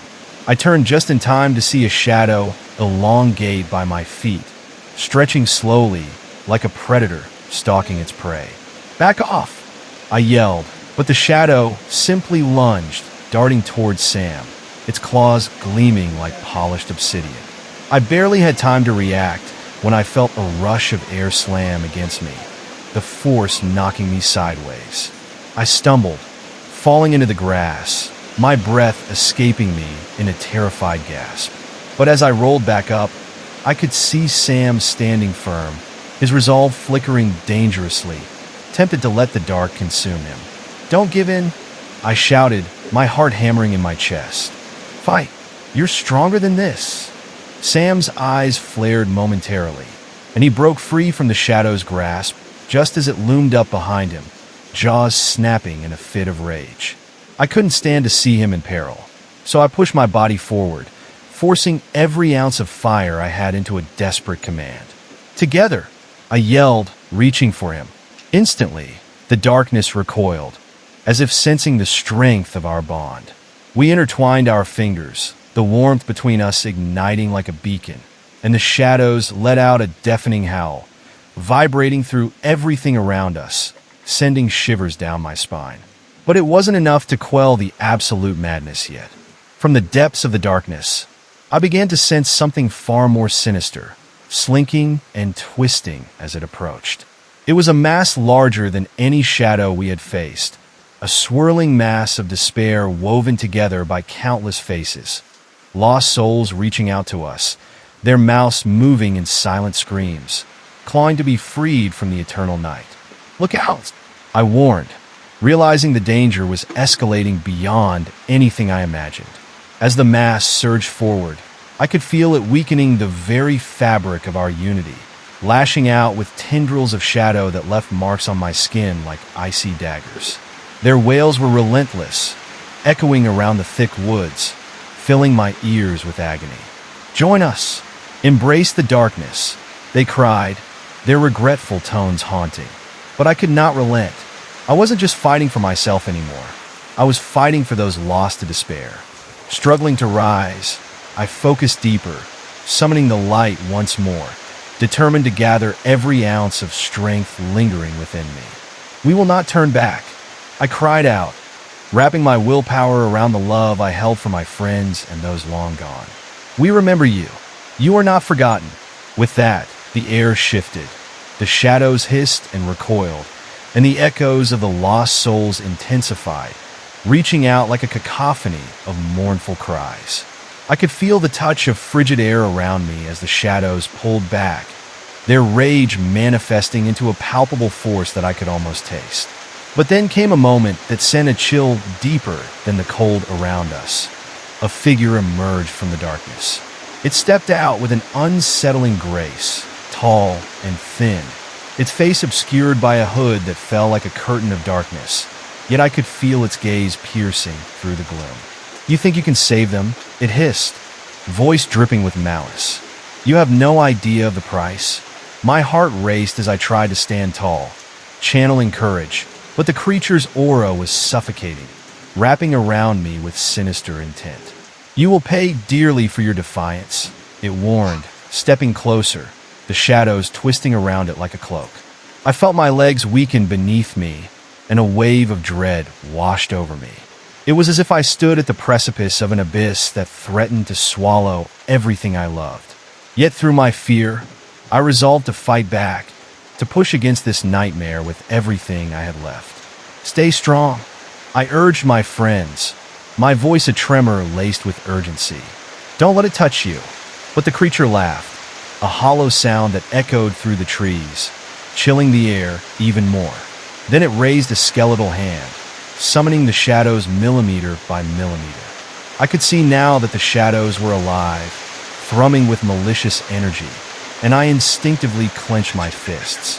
"You don't scare me," I shouted, defiance blooming within me even as the oppressive weight of despair settled over everything like a shroud. But as I opened my mouth to rally us, the shadows surged back, spitting forth a menacing roar that reverberated through the ground, shaking me to my core. I fell back to the earth, clutching the ground as the noise morphed into a sinister chant of despair. "Join us, become one, submit, and be free." The cries mingled with the whispering shadows, puncturing through my walls of resolve. The darkness reached for me, creeping under my skin, trying to seep into my thoughts. "Let go of your light. Give in to your true nature." I could feel the whispers curling around my mind, rippling through my thoughts, seducing me with the very fears I fought to stave off for so long. "No!" I shouted, shaking my head violently, fighting to push those voices away as I clung to the memories of joy and laughter, the essence of who I was beyond this darkness. With every ounce of strength left in my heart, I shouted, "I choose life. I choose love."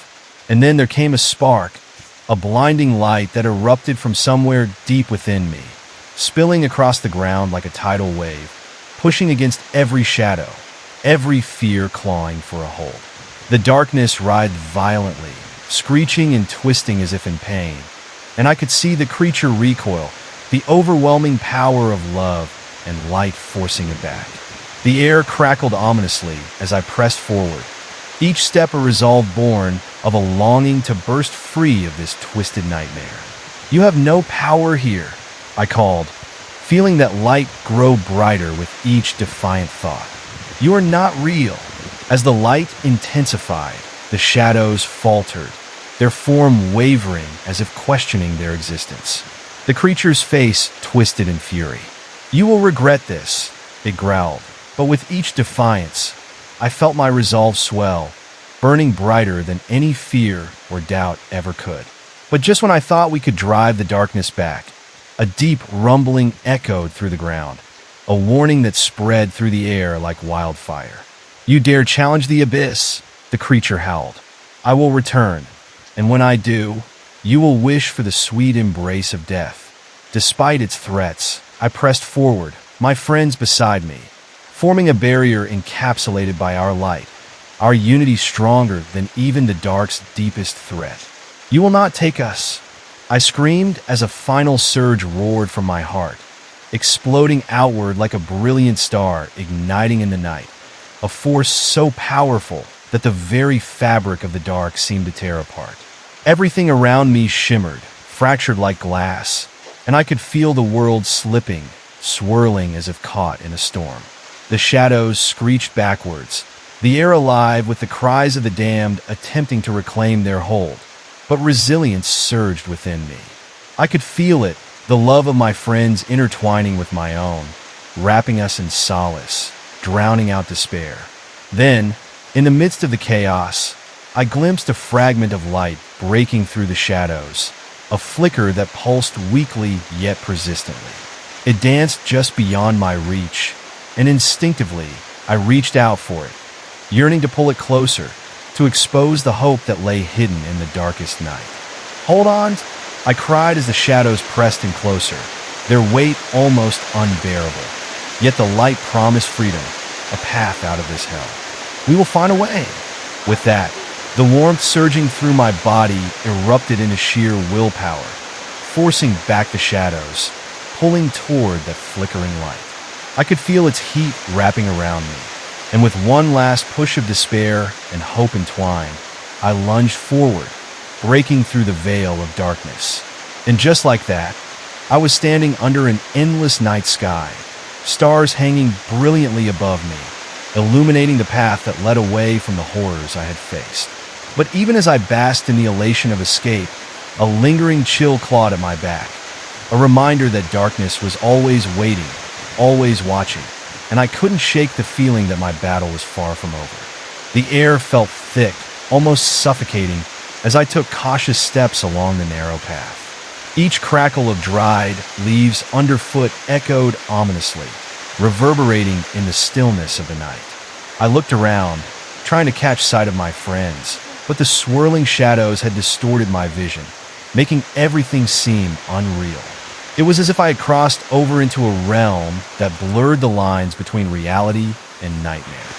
The trees loomed taller, their branches like gnarled fingers curling overhead, casting treacherous shadows that swayed like ominous figures watching my every move. I trembled slightly, a cold sweat prickling at my skin, knowing that with every passing second, the darkness could reclaim me. "Stay close, please," I whispered, hoping my friends heard me. But there was no response. Their absence gnawed at me, a hollow pit forming in my stomach. Suddenly, I heard a rustling behind me, a sound too soft to belong to the wind. I froze, heart hammering in my chest. "Hello!" I called out, the word escaping in a barely audible breath. Silence hung heavy in the air, moments stretching into an eternity, until a figure stepped into view. My heart nearly stopped. It emerged from behind a tree, a silhouette cloaked in shadow, its face hidden beneath a hood. The shadows rippled around it like a living garment. I couldn't see its eyes, but I could feel its gaze piercing through the darkness. "You think you escaped?" it taunted, voice low and menacing. "Oh, dear child, the night has just begun." Panic surged through me as I stumbled back, bumping against the rough bark of a nearby tree. My instincts screamed to run, but I was paralyzed by fear. "Who are you?" I managed to gasp, my voice shaking. It took a step closer, and I could hear the crunch of leaves beneath its feet as if mocking my terror. "I am the reflection of your darkest fears," it hissed, the shadows around it swirling faster, forming indistinct shapes that clawed toward me, whispering forgotten secrets that made my skin crawl. "You cannot escape the truth, no matter how far you flee. You will always be drawn back to me." A flash of memories surged through me, dark moments from my past that I thought I had buried. Faces twisted in anguish, the echo of betrayal, haunting laughter that taunted my every misstep. "Stop!" I cried out, clutching my head, trying to drown out the yearning emotions spilling forth. "You aren't real." The figure chuckled, a sound dripping with malice that sent shivers racing down my spine. "Not real? I am. As real as your fears. As real as the shadows that bind you." In a desperate bid to reclaim my strength, I clenched my fists, willing the light I had harnessed to rise again. I called out to my friends, though doubt gnawed at me. "We have to fight this together. Where are you?" But the forest responded with silence, a thick blanket of oppression that suffocated my hope. The darkness bloomed around me, the shadows thickening until they formed a wall, closing me in.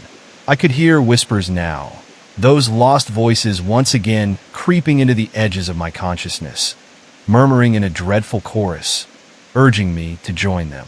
I took a deep breath, forcing myself to focus. "I am not alone," I repeated, each word a mantra to ground me. But as I summoned the light, the figure lunged, its arms stretching impossibly long, fingers clawing as it reached for my throat. I dodged just in time, adrenaline flooding through my veins as I ran down the path, the darkness snapping like a wild beast behind me. Every step felt like a race against invisible chains trying to drag me back into despair. I could hear its voice trailing after me, chilling and persistent. "You cannot escape yourself." I burst through a thicket, the sharp branches scratching at my skin, and I stumbled into a clearing. My heart sank as I realized I had ventured deeper into the forest than before. The trees circled around like a cage, the canopy blotting out the stars. In the middle of the clearing was a large stone altar, covered with strange symbols that seemed to pulsate with an inner light. Curiosity mingled uneasily with fear as I approached. Craning my neck, I glanced around but saw only shadows shifting in the corners of my vision, whispering secrets I couldn't understand. Yet a pull drew me closer to the altar, as if it held answers to the questions swirling in my mind. As I reached out to touch the engraved symbols, a searing pain shot through my fingers like a sudden shock of electricity. I yanked my hand back, heart racing. "What is this?" The whispering intensified, filling the air with voices that seemed familiar yet distant. "You came seeking answers," they hissed, their tones laced with malice. "The truth is what binds you. The truth is your burden." In that moment, the shadows surged, twisting around me, tightening their grip like chains. I struggled to break free, panic clawing at my throat. "No, I won't let you take me," I shouted, focusing on the light still flickering within me, feeling it fight against the darkness. But just then, an icy wind swept through the clearing, and the sinister figure reappeared, blocking my escape. "You've awakened the past," it sneered, stepping closer. "Now, you will face what you truly fear." Time seemed to stretch, and with each beat of my heart, the atmosphere thickened with dread. The shadows morphed again, shifting into twisted creatures with hollow eyes and jagged mouths that drooled, urging me to succumb to their despair. "Foolish child, you believed you could outrun this," the figure laughed. "You are tethered to your memories, to your pain. There will be no escape." I felt the darkness closing in around me, suffocating me with its weight. As the creatures advanced, their whispers grew louder, melding into a chaotic symphony of wailing and mockery, engulfing my resolve.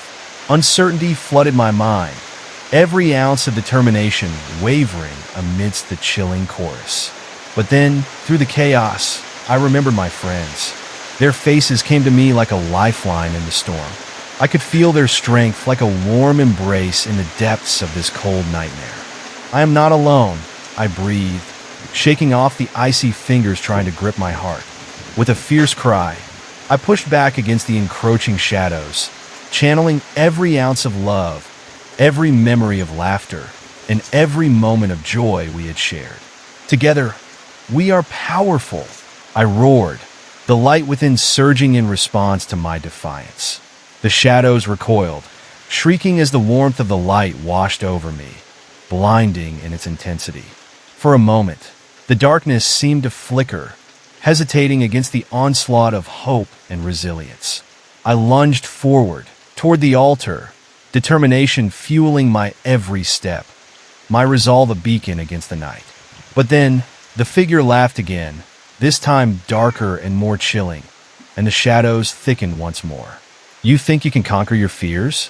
I've waited far too long for your return." With one swift motion, it stretched its arms wide, summoning a torrent of shadows that surged toward me. And as they enveloped me, something shifted beneath my skin, a whisper of dread that ignited the very tide of my nightmares. In that moment, I was engulfed in visions of my past, the moments of shame, loss, and betrayal flooding back with a vengeance. I screamed, feeling myself being pulled down, drawn into the abyss, the whispers morphing into a cacophony that echoed off the stone altar. The faces I had buried away materialized in front of me, their eyes hollow and accusing. "You can't escape us," they wailed, their voices reverberating through the darkness. "You made us. You created this. I gasped, shaking my head furiously, trying to push them away. No, I didn't want this. I won't give in. But the shadows tightened their grip, dragging me closer to the heart of the darkness, threatening to drown me in my memories. And then it hit me. This wasn't just about fear, it was about acceptance. As the shadows clawed at me, I closed my eyes tightly, summoning every ounce of courage. I accept you, I shouted into the darkness, each word heavy with truth. You don't have power over me. The shadows stilled at my declaration, the suffocating grip releasing for just a moment. And in that brief reprieve, I felt the warmth of my light ignite once more, rising from the depths of despair, shimmering against the oppressive dark. You are a part of me, but you do not define me. The darkness recoiled, howling in rage as I pushed forward, the light bursting from my core. The altar flared to life, beams of radiant energy shooting into the air, illuminating the entire clearing, driving the shadows back. It was like a dam had broken, unleashing a wave of brilliance that flooded the night with its glow. Feel the truth, I cried, heart racing with newfound purpose as shadows screeched, thrashing against the waves of light washing over them. The figures that had once tormented me began to dissolve, their anguished faces fading away like mist under the morning sun. But just as victory seemed within reach, I felt the ground beneath me tremble. A low rumbling echoed from the depths of the earth, growing louder, as if the very forest was awakening, warning of an impending storm. Your light is fleeting, the figure shrieked, its form distorting as the shadows began to swirl violently around me, pulling away under the onslaught of my own strength and those lost souls that were now guiding me. You cannot banish the darkness forever. I had pushed through so much, but suddenly doubts arose again. What if the darkness was right? What if it was an everlasting part of me? The thought weighed heavily in my heart as the shadows began to coalesce once more, gravitating toward their master like moths to a flame. But I took a deep breath, anchoring myself against the waves coming from the altar. I will fight, I shouted, lighting my resolve with the memories of love and laughter, allowing that fire to roar within. I will not fall. Once more, the light surged, igniting around me, pushing against the encroaching shadows, illuminating the secrets that wished to stay hidden. And as I stood at the center of that brilliant glow, the shadows faltered, and for the first time, I felt a flicker of real hope. Suddenly, a flash exploded in the center of the altar, and the air crackled with energy, a brightness that was almost blinding. I shielded my eyes and felt the shadows roar in defiance, thrashing against the light. No, they howled in unison. You cannot control the darkness. But even as the threatening shadows surged toward me, I held my ground, my resolve unyielding. I am the light and the dark, I declared, my voice rising against the chaos. I embrace both. With that final acceptance, the light erupted in a dazzling explosion, a brilliant wash that cascaded over everything. For a moment, everything went silent, suspended in the brilliance of my spell. The shadows screamed one last time, but their cries were drowned out, fading into nothingness. A calm washed over me, and as the light subsided, everything fell still. I could feel the energy surrounding me shifting, and I looked around, heart racing, but the forest felt different now, lighter somehow. The shadows that once plagued me seemed to retreat, scurrying away into the darkness at the edges of the clearing. I stood at the altar, breathless and wide-eyed, finally feeling a sense of peace ripple through the air. But even in that moment of triumph, my heart still raced, knowing that the darkness had merely retreated, not vanished. It lingered, waiting for the right moment to strike again, and I couldn't shake the feeling that this wasn't the end. As I regained my breath, I took a step back and finally noticed the path behind me, beginning to shimmer. I felt the urge to move toward it, but fear gnawed at my insides. What lay ahead? What other trials awaited in the darkness? I stood there, knowing that the danger wasn't over yet, and with every agonizing second, I felt the shadows gathering once more, whispering and weaving around me in a haunting dance. The battle was mine to embrace. But what did that even mean in a world where light and dark seemed to twist together, each pulling me into their grasp? The wind began to howl through the clearing, carrying with it an eerie, mournful tune that seemed to resonate with my very soul. I could feel it wrapping around me, tugging at the edges of my sanity, urging me to succumb to the creeping dread that clawed at my insides. The shadows reformed, swirling in a mist that rolled across the ground like fog, snaking at my feet. Every breath felt heavy, as if the very air was saturated with despair. A chilling thought crept into my mind. What if this time I couldn't fight? What if the darkness had found a way to truly bind me, to sever the connection to the light? Panic surged through me, but I dug deep, recalling the warmth of friendship, the joy of shared laughter. Those memories were mine to hold on to, and I refused to let them go. But then something shifted in the air. I turned sharply, sensing movement behind me. A shadow flickered in the corner of my vision, coalescing into a figure that stepped forward. My heart raced as it revealed itself, a twisted version of someone I once knew. The face was familiar but distorted, like a reflection shattered into jagged shards, each piece oozing darkness. "Why do you fight?" it crooned, voice dripping with malice. "This is who you are. Embrace it." I recoiled, the temptation of despair clawing at my chest. It felt so easy to give in, to surrender to what lay beneath the surface. But I pushed back, narrowing my eyes. "You're not real. You're just another trick of the shadows." The figure laughed, a sound that sent chills racing up my spine. "Am I? Or am I simply showing you the truth?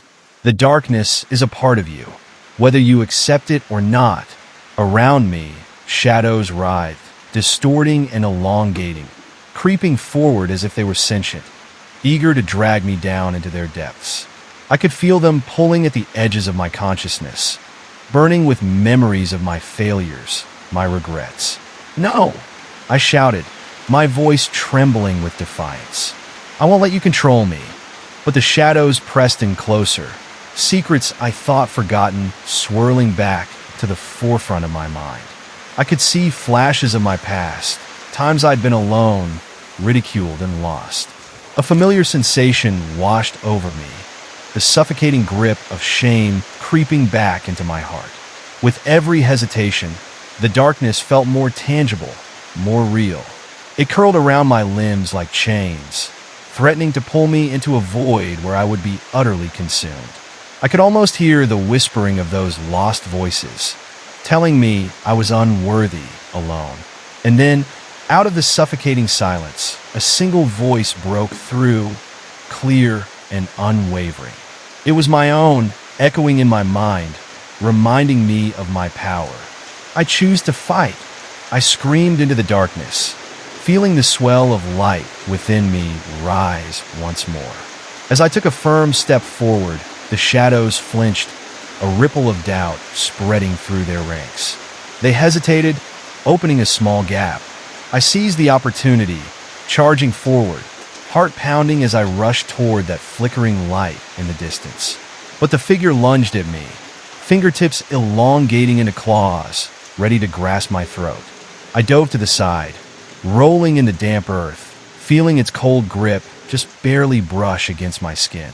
I scrambled to my feet, panic clawing at my insides as I surged forward. With each step, I could hear the air grow thicker, the weight of darkness pressing down on me as I ignited the light within. The altar pulsed with energy, an inviting glow calling me closer. I reached it, placing my hands against the ancient stone, feeling the vibrations hum beneath my fingers. "Help me!"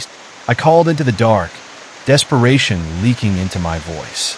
"I can't do this alone." In response, sparks erupted from the altar, weaving a web of light that encircled me, illuminating the creeping shadows. They recoiled, releasing guttural howls that echoed through the clearing, a chaotic symphony of anger and despair. This was my moment. This was my chance. Using every ounce of the light in my heart, I focused, drawing on every memory beautiful and pure. the laughter of friends, the warmth of a hug, the thrill of adventure shared. I felt their essence envelop me, weaving into the bright tapestry of my will. "You feed on fear," I shouted at the shadows, forcing them back with the clarity of my voice. "I refuse to let you win. I am stronger than you."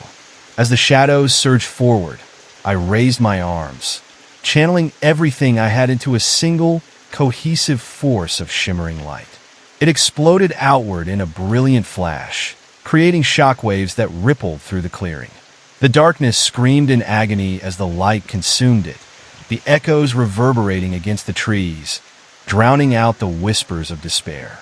But even with the onslaught of brightness, I felt the shadows shift restlessly at the edges, a slow, simmering menace lurking just out of sight. They tasted fear, and they thrived on it. I glanced around, heart racing, noticing the night sky had turned ink black, devoid of stars. It felt as though the very universe was conspiring against me, drawing me back into the depths of the unknown. Suddenly, the ground began to shake violently, sending vibrations through my body, and I staggered, struggling to maintain my balance. The altar beneath me rumbled as if protesting my defiance. I had to act quickly. I could feel the darkness swirling with center of gravity drawing nearer, and the shadows began warping around me, their forms becoming more defined, turning into hideous faces churning with rage and hunger. I felt eyes upon me, some watching, some judging, all threatening to consume me whole. Panic threatened to consume my thoughts as a horrific realization settled in. The shadows could not be banished entirely. They would always linger, always be waiting for the moment I faltered. With renewed determination, I turned back to the altar, gripping the stone tighter. "Show me the way," I cried, feeling the energy pulse with every word. The symbols began to glow brighter, pulsing in time with my racing heart. They illuminated a path out of the darkness, a way to harness the duality instead of running from it. "Embrace your truth," the shadows screamed, their collective voices turning to a deafening roar. Suddenly, the ground split open, revealing a chasm that seemed to stretch into infinity, an abyss filled with swirling darkness beckoning to me with a cold, menacing grip. I stepped back, fear clawing at my throat as I shot a glance back at the figure. "This is your true home," it taunted, reaching out a hand, now a grotesque claw. "You belong here between the light and the dark." My heart thundered wildly. I could feel the pull of the chasm, a physiological connection that threatened to drag me under. I had to choose. In that moment, all the emotions I'd wrestled with surged forth, battling for supremacy. I could feel the light flickering dim, smothered by the overwhelming despair surrounding me. But I took a deep breath, instinctively turning to the beautiful memories rising in my heart. "No!" I screamed defiantly, embracing the pulse of warmth resonating within. "I am not afraid." A wave of energy surged from deep within, racing up through my fingertips as I thrust my hands toward the chasm opening before me. The light burst forth, igniting a blinding flame that filled the clearing, drowning the darkness one more time. But as the shadows shrieked and writhed, I noticed something terrible. The chasm wasn't collapsing. Instead, it began to draw in the fleeing shadows, consuming them, turning the dark howl into a chilling silence. My heart sank as I realized the truth. This wasn't freedom. This was a trap. The darkness wanted me to embrace the abyss, to pull me down into that never-ending void. I could feel its seductive call, every latent fear rising up, whispering that perhaps it was easier to give in than to keep fighting. I stood on the edge, the flickering light surrounding me slowly dimming as the shadows clawed stubbornly at my mind. Fragments of doubt crept in. What if I don't have what it takes? What if this time it's different? But deep within, I remembered who I was. I remembered I had faced them before, survived against every obstacle. Even now, as the darkness bared its teeth. "No," I said through gritted teeth, summoning all my strength. The battle wasn't over. I could feel the flicker, the light within me still there, waiting to be unleashed. As shadows slithered close, I hurled myself forward, leaping over the chasm, arms outstretched. I choose to rise above, I shouted as time seemed to slow, the air crackling with the energy of my declaration. In those fleeting seconds, I could feel the light exploding within me, illuminating every dark corner that threatened to snuff it out. The shadows shrieked louder, but their cries were drowned in the brilliance radiating from my heart. As I landed on the other side, a shockwave erupted from the force of my will, pushing the shadows back, driving them against the edges of the chasm. But I could hear their voices still, lingering in my mind, a sinister reminder of what I fought against. You will return. We will always wait. But instead of fear, I felt something new begin to blossom, a realization that I didn't have to run from my darkness. It was a part of me, one I had the power to control. The glowing symbols on the altar shimmered brighter than ever before, illuminating the path before me, beckoning me to keep going, to explore this uncharted territory. And with every step forward, I felt the weight of the shadows lift slightly, as if acknowledging my decision to embrace the light. Yet even as I pressed on, I sensed the shadows shifting, gathering again, maybe not ready to give up the battle just yet. The path ahead twisted into labyrinthine turns, disappearing into deeper shades of indigo, the air heavy with anticipation. With every step, I could feel that pulse of darkness following, whispering secrets that toyed with my heart, teasing me with the allure of despair. But I also felt the flicker of determination growing stronger. So many had fought for their own redemption in battles far worse than mine, and I was not about to abandon that legacy. As I ventured deeper into the unforgiving night, I held the light against the encroaching shadows, a fragile candle in an all-consuming storm. I would not let it extinguish. The path twisted and turned, a serpentine corridor that seemed to pulse with its own heartbeat. I could feel the air grow thick, pressing against me like a weight I couldn't shake off. Each step echoed around me, a reminder of my solitude in this tangled web of darkness. The shadows slinked closer, whispering secrets that slid under my skin like ice, twisting my thoughts, causing me to second-guess every choice. The trees loomed like towering specters, their gnarled branches reaching out as if trying to snatch me back into their embrace. I glanced up, feeling the suffocating darkness press down, blocking out the moonlight entirely.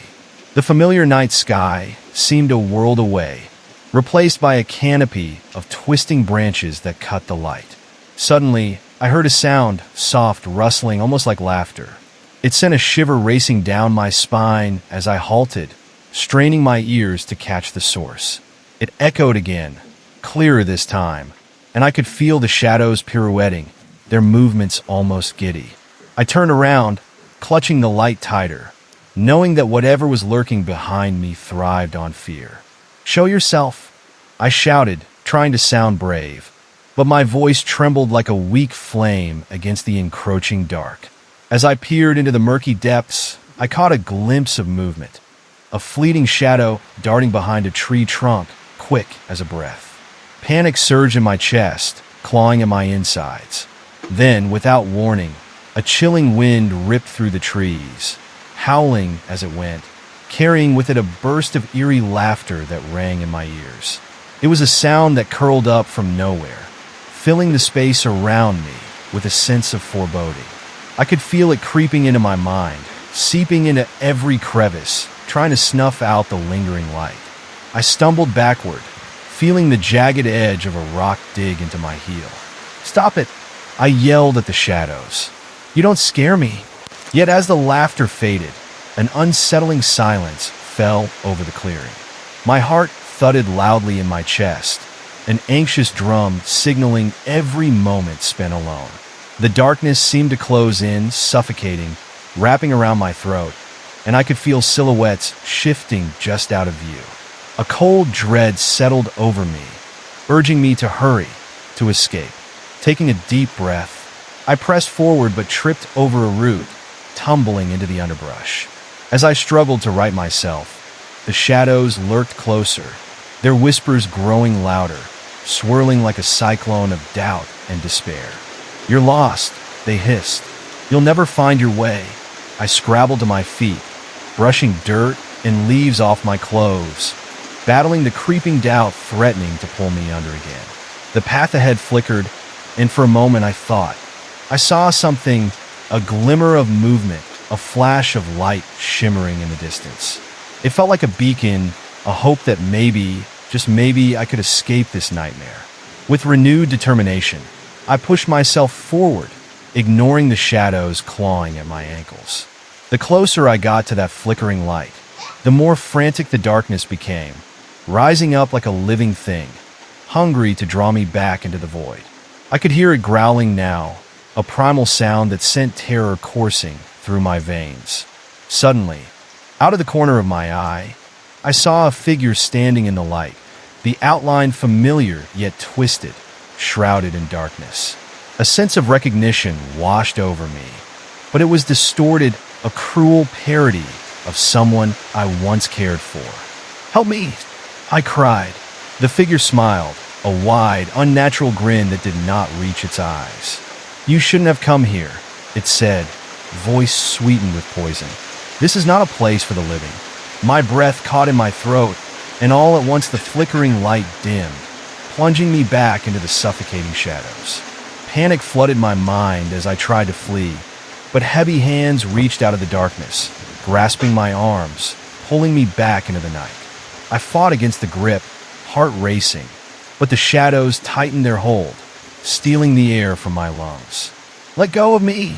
I screamed, thrashing in desperation, but darkness enveloped me, dragging me deeper. I could feel my strength waning, the shadows tugging at my energy like parasites, consuming every drop of hope left in me. Just as my vision began to fade, I remembered the light inside me. I had fought too hard to let it go now. With a surge of will, I let out a primal scream that echoed through the void. "I am not afraid of you." My voice sliced through the shadows like a blade, causing them to recoil in pain. In that moment of clarity, I looked ahead, desperately searching for the flickering light that seemed just out of reach. I could see it pulsating with energy, calling me back, promising safety if I could just get there. Summoning every ounce of strength I had left, I pushed against the shadows, feeling their grip begin to loosen. With renewed vigor, I lunged forward, the light growing brighter with each desperate stride, illuminating the path before me. The shadows screeched, a furious cacophony attempting to claw me back, but the brilliance began to stretch outward, burning them away like moths to a flame. I could hear the whispers fading, their tone shifting from anger to despair. "You cannot escape," they cried, but I was too close to the light now. Suddenly, as I crossed the threshold into the radius of the flickering glow, a wave of warmth washed over me. I spun around, watching as the darkness twisted and writhed, its form losing cohesion, desperate to pull me back into the void. The figure that had tormented me stood at the edge, anger etched across its distorted face. "Join us," it screamed, voice breaking into an unsettling blend of rage and despair that echoed eerily in the night. "You'll never be free." But I shook my head, feeling the light pulse within me, bright and fierce. "No, I will not give in." With that declaration, I embraced the light, feeling its power surge around me like an electric current. The darkness shrieked in protest, fading as I stepped deeper into the glow, surrounded by warmth till the shadows dissipated completely. Still, I could sense their essence lingering just outside the borders of the light, waiting, clawing at the edges of my mind, vying for my attention. I took a deep breath, knowing the battle wasn't truly over. This was only a reprieve, a moment's peace before the inevitable wave of terror surged again. As I collected myself, I turned to face the illuminated path ahead, a trail stretching infinitely into the distance, flanked by dense shadows that whispered of secrets I dared not uncover. The flickering light beckoned me further, a promise of clarity in an uncertain world.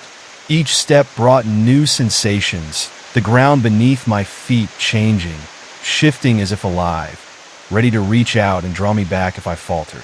Despite the unshakable dread creeping up my spine, I pushed onward, fully aware of the danger framing each breath. I could feel the shadows watching, quietly simmering in the dark, waiting for a moment of weakness to strike.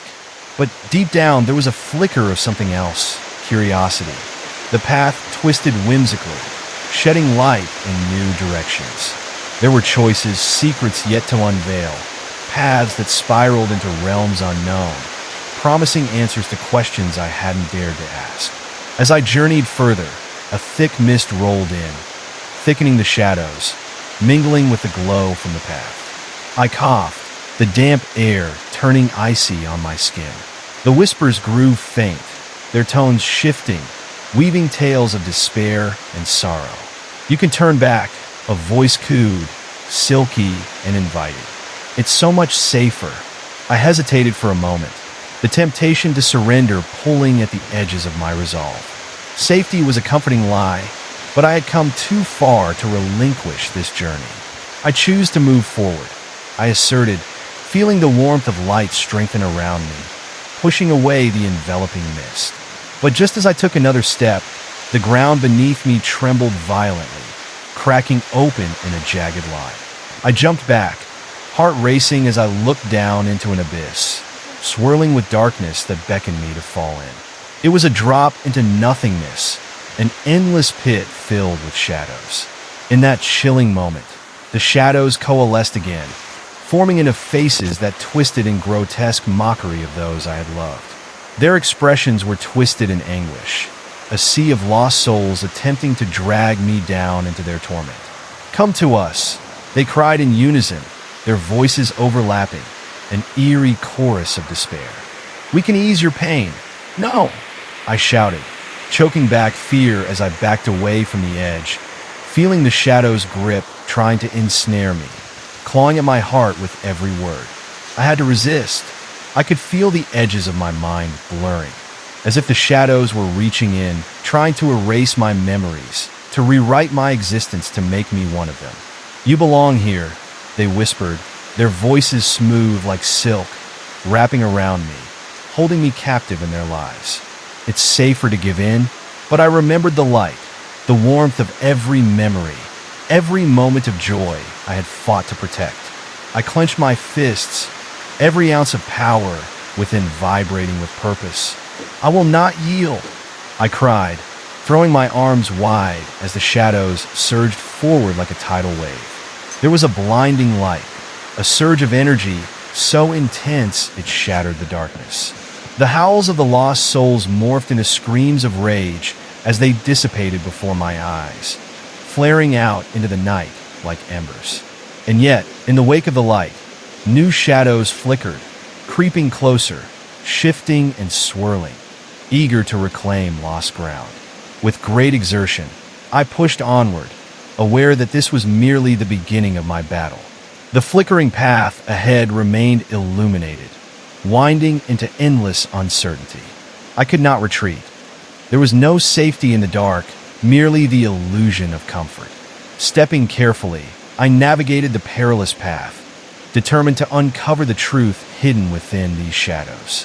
The journey ahead felt daunting, full of unresolved fears and lurking dread, a world that demanded courage in the face of despair. But I would not give up, not now.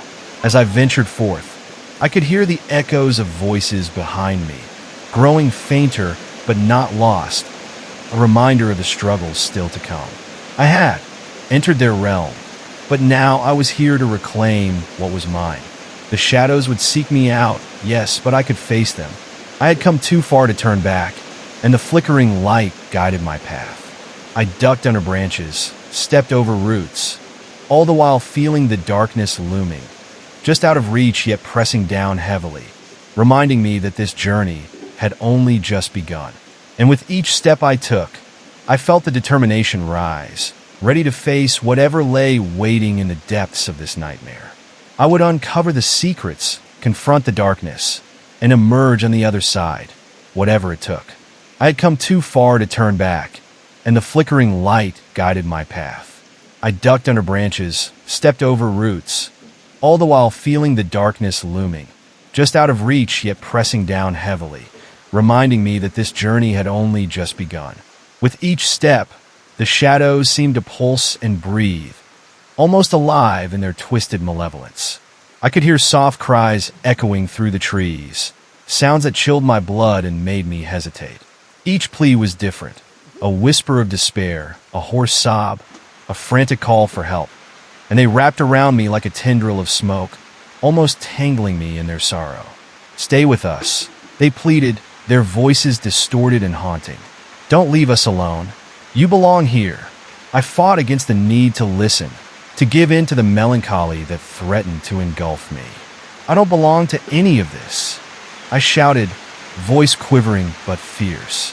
Yet they drew closer, a tide of darkness creeping along the corners of my vision. Suddenly, a figure emerged from the shadows, stepping deliberately into the faint light surrounding me. It was a young woman, her hair a wild mass of tangled curls, face pale and gaunt.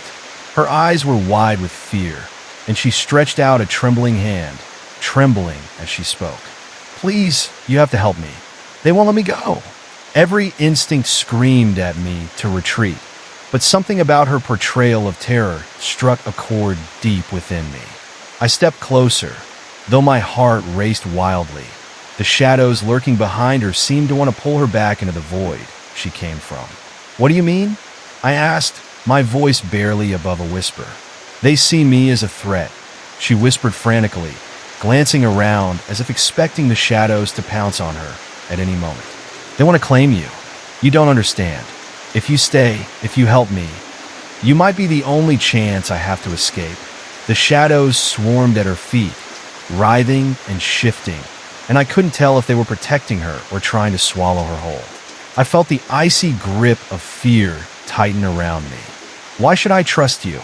I managed to say, fighting back the creeping doubt. "Because you felt it too," she said, her gaze piercing into mine. "You heard them, the whispers. They want to consume your light.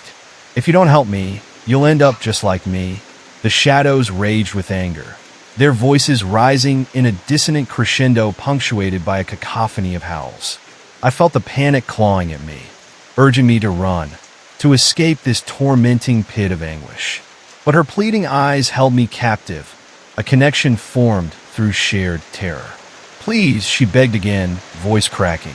"If you leave me, I will never be free." I hesitated, torn between the instinct to flee and the stirring empathy I felt towards this lost soul. "What can I do?" I asked, my voice a whisper barely escaping my lips. "Follow me," she urged, taking a cautious step backward, keeping her eyes on mine as the shadows writhed and hissed in outrage. "We have to reach the heart of this place. Only there can we break the bond they have over us." Without waiting for my reply, she turned and ran deeper into the darkness, her outline blending into the swirling shadows. Panic surged in my chest, but I found myself trailing after her, driven by an unyielding instinct to help, even when every ounce of caution screamed to stay where I was. The deeper I went, the more distorted the landscape became. The trees twisted at odd angles, their branches curling and snaking like skeletal fingers reaching for the sky. The shadows became thicker, almost tangible, brushing against my skin, crawling under my clothes, wanting to seep into my very soul. I shivered, surprised at how quickly the chill penetrated. Ahead, the girl stumbled slightly, barely keeping her footing as her eyes flickered toward me. "We're almost there, just a bit further." But just as she said that, the ground beneath us shuddered violently, a deep rumble that resonated through the roots and into my bones.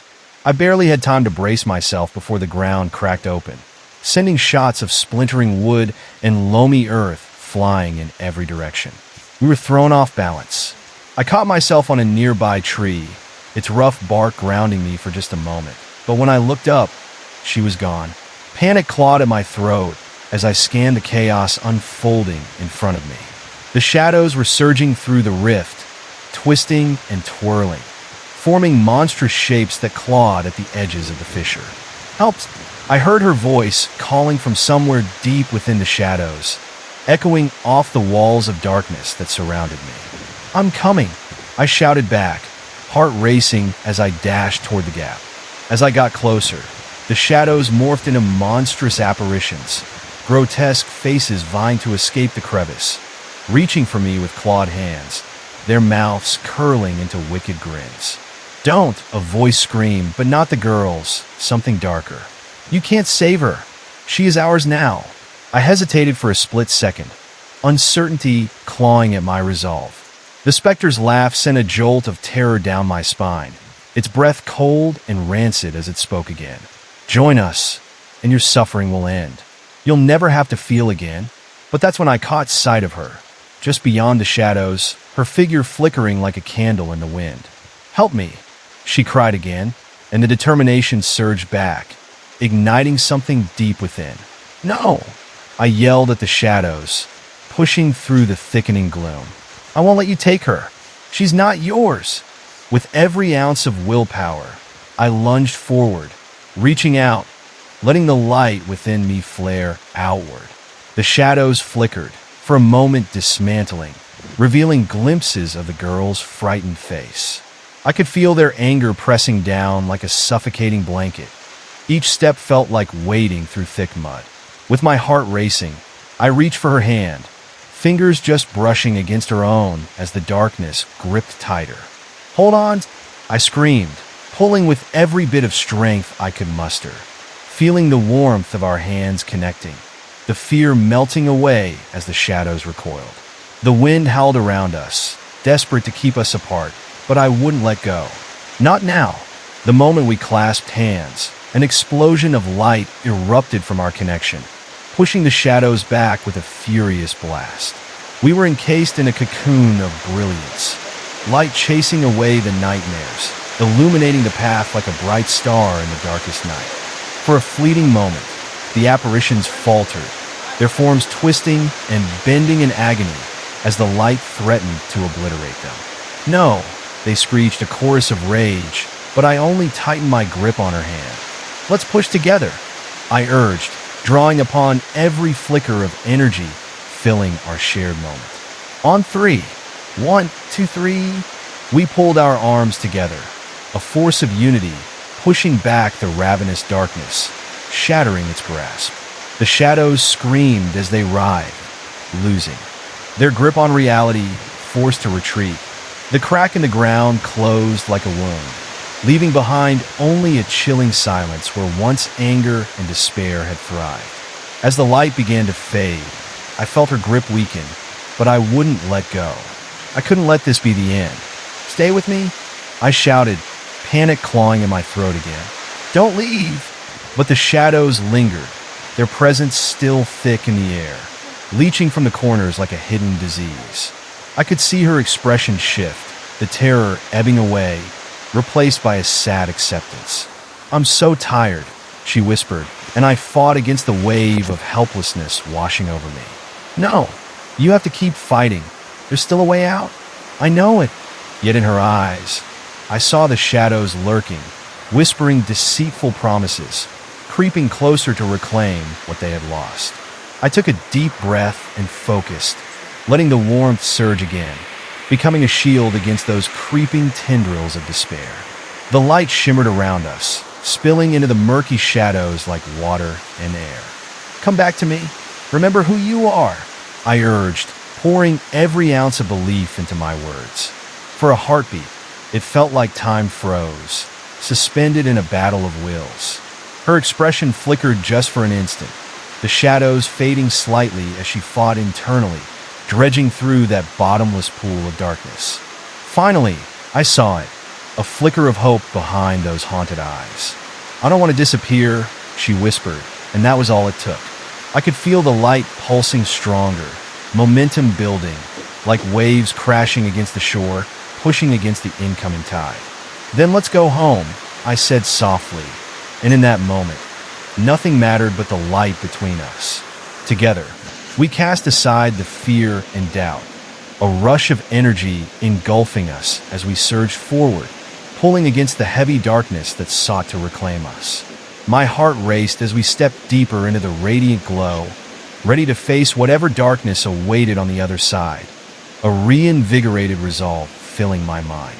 As the shadows screamed and faded, I felt the atmosphere crackle, the grip of the dark loosening. We were breaking free from the confines of this nightmare, racing towards the unknown, the flickering light illuminating everything ahead, pushing the shadows further away. But as we approached the edge of the light, the whispers returned, sharper now, clawing at my consciousness. "You can't escape what you are," they hissed, their voices melding into a razor-sharp cacophony. "You will always be one of us." I glanced back, the shadows writhing, their forms shifting and distorting, trying to pull us back. Each agonized face seemed to implore for freedom, merging into a singular shadow, its essence both terrifying and compelling. "Don't look back," she urged, her grip tightening. I could see desperation in her eyes, and I felt the rising tide of fear trying to curve around my stomach. But it was too late. The shadows danced before me like a spider's web, intricate and fragile, yet holding a deeper sense of terror. I could see that their call was seductive, wiser than anything I had faced. "Join us," they crooned softly, invitingly. "You know the truth. Your light is a burden that can never be lifted." Gathering my resolve, I turned away, focusing on the warmth beside me.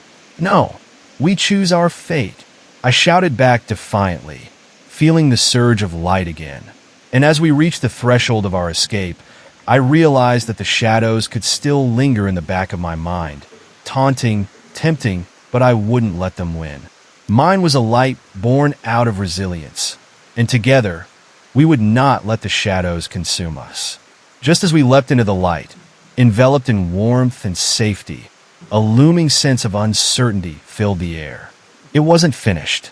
I knew that more challenges awaited, but in that moment, I felt a sense of hope emerging in the tumultuous dark, a promise that together we could face whatever awaited us ahead.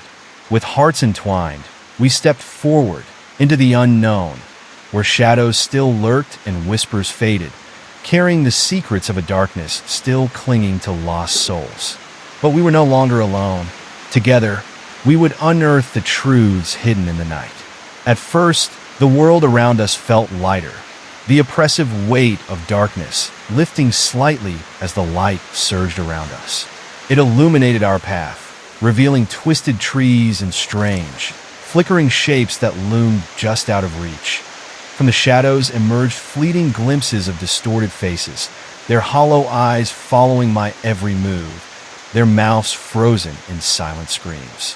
I shivered, anxiety clawing at my chest, but I pressed on, determined not to let fear engulf me again. Then, without warning, the ground beneath us trembled. I felt the vibrations travel through my feet, a deep, resonant rumble that rattled my bones. The terrain began to shift and spin as if the earth itself were alive and resisting us. I glanced around, trying to grasp what was happening, when I noticed the shadows flickering again, swirling in chaotic patterns that formed a dance of rage and despair.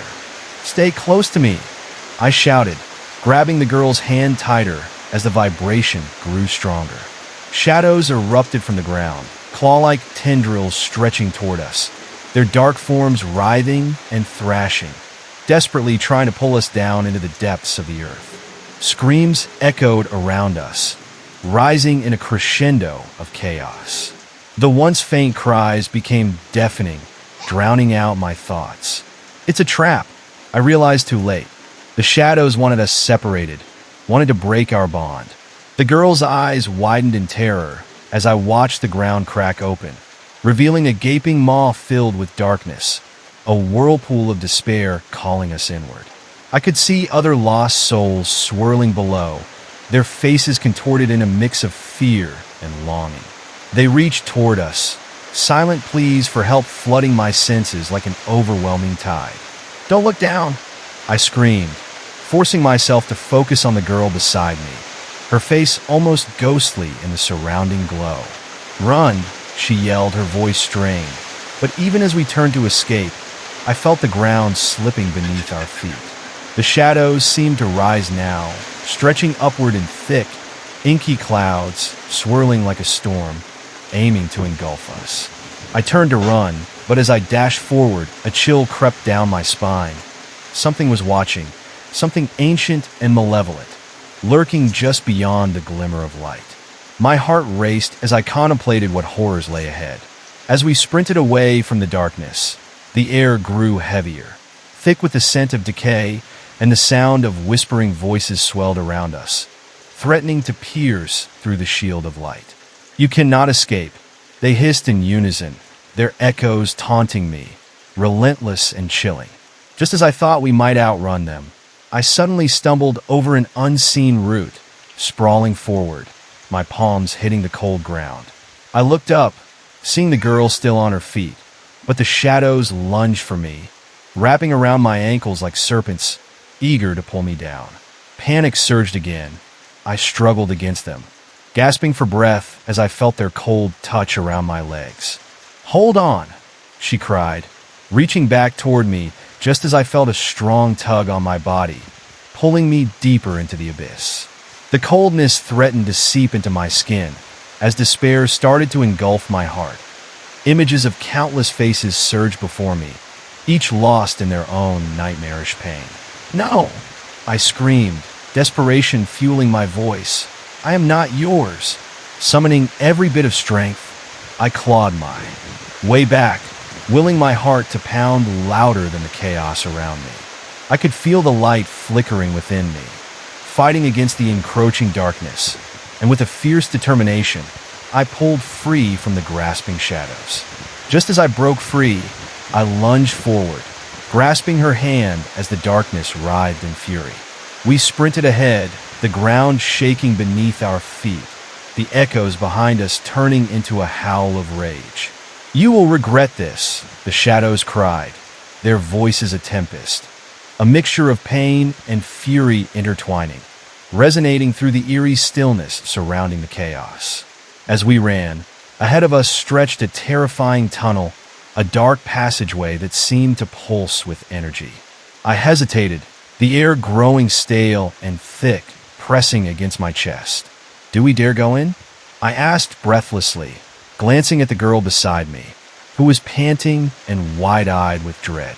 "We have no choice," she replied, her voice shaky but resolved. "It has to lead us somewhere better. We must find the heart and confront it." With a nod, I squeezed her hand reassuringly, and we slipped into the tunnel, surrounded by shadows that seemed to cling to us, wrapping around like a thick, suffocating fog. Inside, it was like stepping into a different world, an eerie realm where the light barely penetrated. The echoes of our footsteps reverberated ominously, each sound amplified, swallowed by the suffocating darkness. I felt the shadows shifting around us, their wispy tendrils caressing my skin, sending waves of ice through my veins. I could hear whispers snaking through the air, terrible and low, wrapping around our minds, insidious suggestions meant to worm their way into our very essence. "Do you really want to escape?" one voice cooed, smooth and silky. "Or are you willing to embrace the truth? You belong here. This is where you are meant to be." "No!" I growled, shaking my head violently, trying to clear the fog in my mind. "We won't give in." "Foolish child," the shadows hissed, their voices echoing through the tunnel. "It is your fate to join us." We continued deeper into the tunnel, the light from behind dimming, but we pressed on, driven by desperation and sheer will. The closer we got to the heart of this darkness, the heavier the air became, each breath a struggle, as if the shadows were pressing down on our chests. Suddenly, the path opened, revealing a vast chamber draped in an unsettled gloom that vibrated with a strange energy. The walls shifted and pulsed as if alive, the shadows swirling around, and at the center loomed a massive, inky figure, the heart of darkness. It pulsed ominously, a swirling black whirlpool of despair that emanated a malevolent presence. It drew us in, pulling at our souls like a moth to a flame, whispering promises of power and freedom. "Join me," it beckoned, its voice rumbling like distant thunder. "Give in to the shadows. Embrace your true self. I felt a wave of dread wash over me. A part of me hesitated. What if it was right? What if I truly belonged here? As those thoughts swirled in my mind, I suddenly remembered the faces of those who had gone before, the lost and broken souls trapped by their own despair. No, I shouted, shaking my head, the echoes of the voices fading as clarity returned. I won't surrender to you. I will not allow you to take her either. As if hearing my defiance, the heart pulsed violently, radiating waves of shadow that lashed out like tendrils, clawing for us. I felt a rush of energy surge between me and the girl standing beside me, an unbreakable bond forged in the fires of our fear and resilience. We can do this, I urged, squeezing her hand tighter. We have the light. Focusing deeply, I summoned every essence of warmth within, pooling it at my core, feeling it thrum with power and life. Let's push it back, I yelled, directing my energy toward the heart of darkness. Together, we unleashed a blinding burst of light, a radiant glow that shot toward the heart, swallowing the shadows around us with blinding intensity. The darkness warped and shrieked in fury, struggling to maintain its shape. But as our combined strength met the darkness, the shadows recoiled, revealing glimpses of lost souls trapped within, their faces twisted in agony. Release them, I shouted, feeling the heat of the light beginning to overwhelm the encroaching shadows. The dark heart flickered uncertainly, its roiling surface strained against our opposition. You are fools, it roared, the voice twisting and sharp, furious and frenzied. You cannot destroy me. Yet the light surged stronger, choices from within the depths of our souls, lending power to our intent. We can break your hold, I screamed, feeling the heat rush through me, igniting an urgency deep inside. Let them go. You will not hold us captive any longer. In response, the heart blazed with fury, shadows swirling violently, lashing out at us with unyielding ferocity. It screamed, a sound that reverberated through every cell in my body, making me stagger back. Darkness is eternal, it shrieked, and you are nothing but a fleeting spark. But even as it unleashed its rage, I felt the girl beside me begin to glow, her presence radiating strength. Together, she cried, her voice unwavering. Believe! Making one final push, we joined our energies, channeling every fear we had faced, transforming it into a brilliant beacon of light. The shadows twisted and wailed, losing their grip as the deafening brightness engulfed us, filling every crevice of the chamber. Then, with a resonance that shook the very ground beneath our feet, the darkness imploded, collapsing inward with a sound like shattering glass. Blinding light surged forward, washing over everything in its path, sweeping away the shadows, the cries turning into echoes, fading into silence.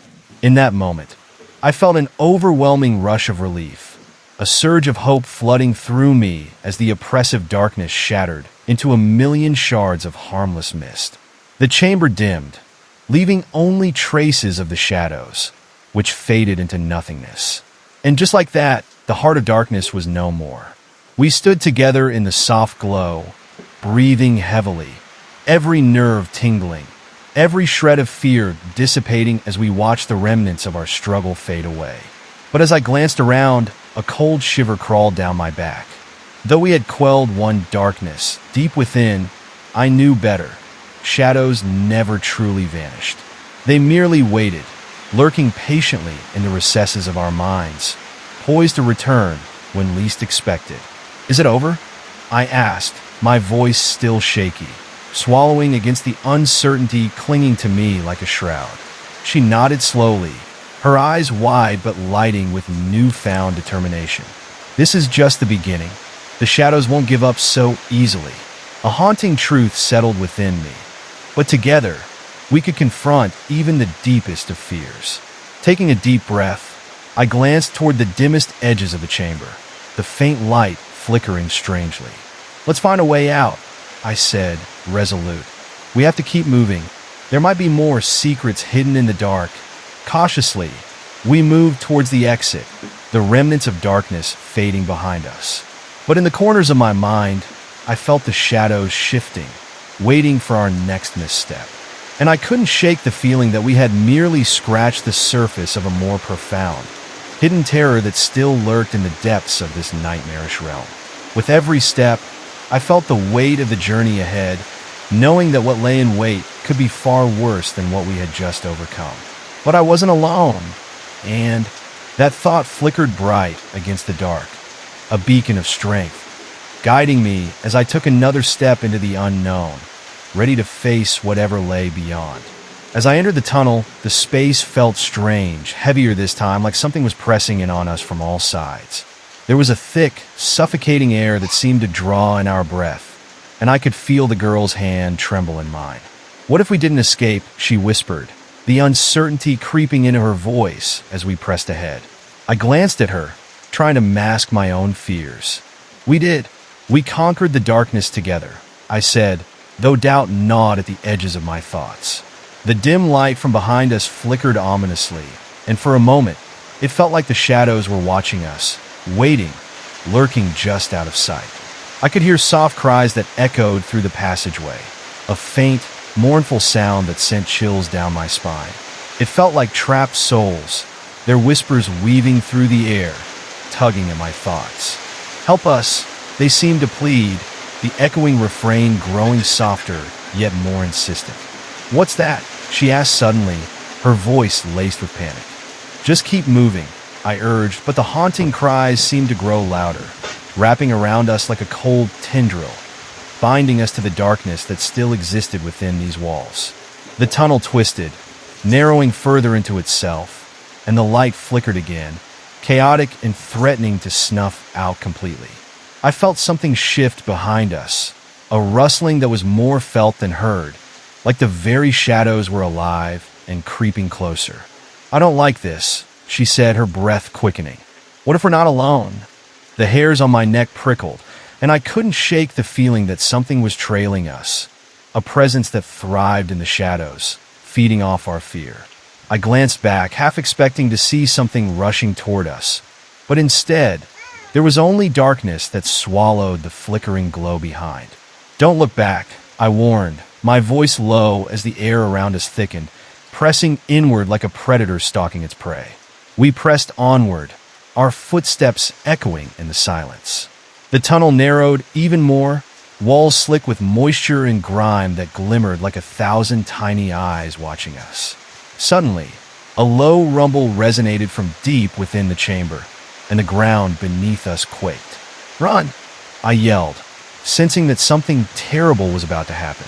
We dashed forward, the space constricting, swallowing us as we stumbled deeper into the abyss. I could hear the girl's breaths quickening, blending with the chaotic sounds of my own heartbeat. I felt something whip past my ear, a cold breeze laden with whispers, drawing closer, promising horrors I couldn't bear to imagine. Then, the light flickered one last time, filling the passage with an eerie glow before plunging us into darkness. I felt the ground drop away beneath my feet, and I instinctively grabbed the girl, pulling her close as we fell into the void. It was a brief but terrifying descent, followed by a sudden jarring stop. Somehow, we landed on soft ground that felt alive, pulsating under our weight. Shadows flickered around us, more palpable now, and I could see faint outlines in the velvety blackness, a circle of figures half-formed, their faces shifting and distorted. "Where are we?" the girl whispered, fear etched starkly across her features as she glanced around wide-eyed. I don't know," I admitted, my stomach churning as the figures began to coalesce, their eyes glowing like embers in the dark. "Leave now," they murmured in a haunting chorus, their voices intertwining, echoing our unspoken fears. "You cannot stay here, or you will become one of us." My heart raced as a chill gripped me. "What do you mean?" I managed to stammer, fighting the urge to bolt. "Stay too long in the dark, and you will lose your way. Your light will fade, and you will join the lost," they intoned, their faces swirling like smoke in a breeze, a grotesque dance of lost souls. The realization struck me, This was a liminal space, a threshold between our world and whatever darkness had been tempting us. I remembered the faces of those tied to the shadows back in the chamber, those who had succumbed. The fear of becoming one of them tightened around my throat like a vice. "What do we do?" I asked, my voice barely breaking through the suffocating silence. A desperate plea mixed with dread as the shadows drew closer, flickering as if they were about to consume us. "Only your light can guide you," one figure said sorrowfully, its gaze penetrating through the darkness, filled with a deep melancholy. "But it must not waver. Trust in your bond." In that moment, I felt the girl's hand slip into mine, our fingers intertwining tightly. "I won't let go," she promised, her voice firm though the fear shimmered behind her brave facade. Taking a deep breath, I urged all my energy into the shared light flickering between us. The warmth spread, igniting within me, and I focused on it, letting it pulse with the rhythm of our connected hearts. "We can do this," I said, drawing strength from her presence. The shadow figures hesitated, their faces morphing with uncertainty. "No," they shrieked, an agonizing chorus that shattered the stillness. But we forged ahead, light pushing against the darkness like a tide. I felt the very fabric of the void shift as we moved, the darkness receding almost imperceptibly. And just as hope began to flicker like the light swirling within us, a sharp pain erupted in my chest. I gasped, staggering back as the shadows retaliated. Tendrils lashed out at us, seizing my heart and squeezing painfully, dragging me toward the depths of despair. "Stay with me," she cried, pulling me back, but I could feel my strength waning. "Fight it," summoning every ounce of determination. I channeled the warmth that connected us, focusing solely on her presence. "We're not alone," I cried, refusing to give in, the light blazing brighter against the encroaching darkness. With each pulse of energy, the shadows hissed and writhed, furious at our defiance. I could see remnants of lost souls swirling in the void around us, faces pleading for rescue, but I couldn't let their fate become ours. "I won't lose you," I shouted, the pain throbbing deeper, but I wouldn't yield. Together, we flared with light, sending out waves of energy, sweeping through the chamber like a shockwave, and I felt the darkness recoil, vulnerable before our joined strength. "Together," she cried again, her voice like a clarion call, fierce and unwavering, propelling us forward. The shadows wailed, their form twisting as we wedged our way deeper into the light, edging between worlds. But it was far from over. As the light surged into the depths, a dark silhouette emerged at the chamber's end, a monstrous figure cloaked in shadows that seemed to absorb the very essence of our illumination. Its eyes glinted like sharp blades, a grin stretching wider as it took a step forward, revealing jagged teeth that sparkled with malice. "What do you think you are doing?" it growled, a voice that slithered around us, heavy with dread. "You dare defy me?" A paralyzing fear gripped my chest as I faced this new predator. The air turned icy, and I felt the girl stiffen beside me. We have to keep fighting," she murmured, her earlier confidence faltering in the presence of this embodiment of shadow. "Your light is weak. You cannot hope to escape," the figure taunted, its voice like gravel, low and menacing. "You beloved ones had a chance, but you chose to walk into my domain. Now you will pay the price." Despite the overwhelming fear bubbling in my throat, I refused to back down.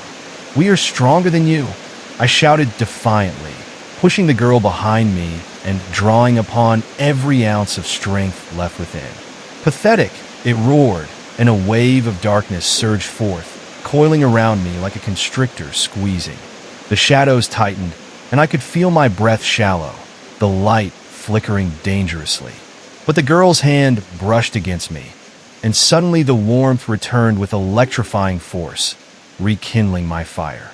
"We can do this," she yelled, her spirit igniting again, coursing through all that had been chained in the dark.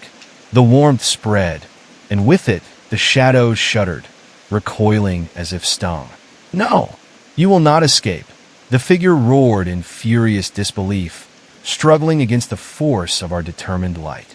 Together, I shouted, and we thrust our hands out, light bursting forth in an incandescent sea that slammed into the figure, illuminating every corner of the chamber from the very core of our unity. The dark figure shrieked, its form flickering as the light enveloped it, and I felt the ground shake beneath us as it twisted violently, shadows parting like waves. But just as it seemed to falter, a darkness, deeper than I could fathom, crawled from the corners of the chamber, rising like a hellish wave. "You think you've won?" it bellowed. "Your struggle has only just begun. The true dark has awakened." I staggered back, disbelief flooding through me. The shadows twisted, weaving around us, newer and darker figures emerging from the depths. My heart hammered as I realized something far more terrible than I had imagined was so close, waiting for its moment to strike, wielding betrayal and fear to regain what was lost. "Stay focused," she yelled, pulling me back to the fight, but I felt the adrenaline fade, and hopelessness began to creep back in. Each flicker of light we created was drowned amid the rising tide of shadows, overwhelming our defenses. I felt fear seep back into my bones like ice, tendrils of doubt inching closer, seducing me to give in. Then came a rumble echoing through the chamber, vibrating the ground beneath, shaking the very foundation of reality. I looked around, but the shapes were shifting rapidly, swallowing one another, chain reactions igniting with every sway. Distorted faces appeared and vanished as quickly as they formed, grasping hands reaching out from the void, begging for release from their suffering. I felt sick watching them, being drawn into the chaos, feeling their anguish flow over me like a cold wave threatening to pull me under. "No!" I cried out, shaking my head against the encroaching tide. But the shadows pressed on, melding together, forming a swirling storm, a tempest of despair and rage that bore down upon everything. "This is your end. This is our domain." They howled in unison, and the very ground trembled beneath the surge. I could feel tears sting my eyes as the air thickened, chilling to the core. "We have to fight. Don't give in," I screamed, clenching my fists as I fought against the sinking despair. Magic surged again, a last flicker of hope igniting as I grasped the girl's hand tighter. Together, we shouted, hearts beating in frantic unison, channeling everything that we were into the pulse of light emanating from within. The glow exploded outward, and this time, it felt alive, illuminating the depths. The shadows shrieked, their forms warping, twisting beyond recognition as the light surged forward, cleaving through the darkness where once they thrived. But I saw it, deep within the chaos, the grotesque figure re-emerging, rage pooling around it like a storm. "Foolish children," it spat, and the air crackled with energy, a terrible weight that pressed down upon us. And in that moment, I realized we didn't stand a chance. Something deeper had awoken. The shadows shrieked louder than ever before, but I couldn't falter. "We can't stop now," I yelled, pushing against the tide, feeling the surge rise, gathering force, the light becoming a beacon of hope, despite the churning violence ahead. But as the heart of darkness pulsed, it drew energy from a nexus that went beyond reason and flame, something that felt ancient and insatiable. The whispers surged like water, a relentless rush of sound drowning out our resolve, haunting me. I felt the shadows clawing at my mind, taunting me with failure, forcing me to relive every loss, every moment of despair. "Face it," they howled, slashing through the light, and I felt the weight of their truth pressing around us, an Armageddon of guilt and despair pressing down, threatening to snuff out our collective the brightness we had built so fiercely. "Don't listen," I yelled, desperation clawing at my throat as I struggled to focus. "Fight it," but the shadows wrapped around me, suffocating and cold, their hissing voices worming into my thoughts. Each whisper tugged at my deepest fears, exploring unhealed wounds, dredging up memories I had buried long ago. "Remember the nights you spent alone?" one whispered, its voice like knives against my soul. Those moments when no one came to save you, they will abandon you again. A chill ran down my spine. The girl's grip faltered for just a moment, doubt flickering in her eyes. I could see it, the pain rising behind her brave facade. All the time she had felt invisible, unworthy in a world that cared little for her struggles. "No!" I shouted, clenching my teeth against the encroaching shadows. "We are not alone!" Yet their laughter echoed, a cacophony that surrounded us like a storm. "You're trapped in a nightmare you can't escape." They jeered, their forms undulating, morphing into grotesque caricatures of people I once knew.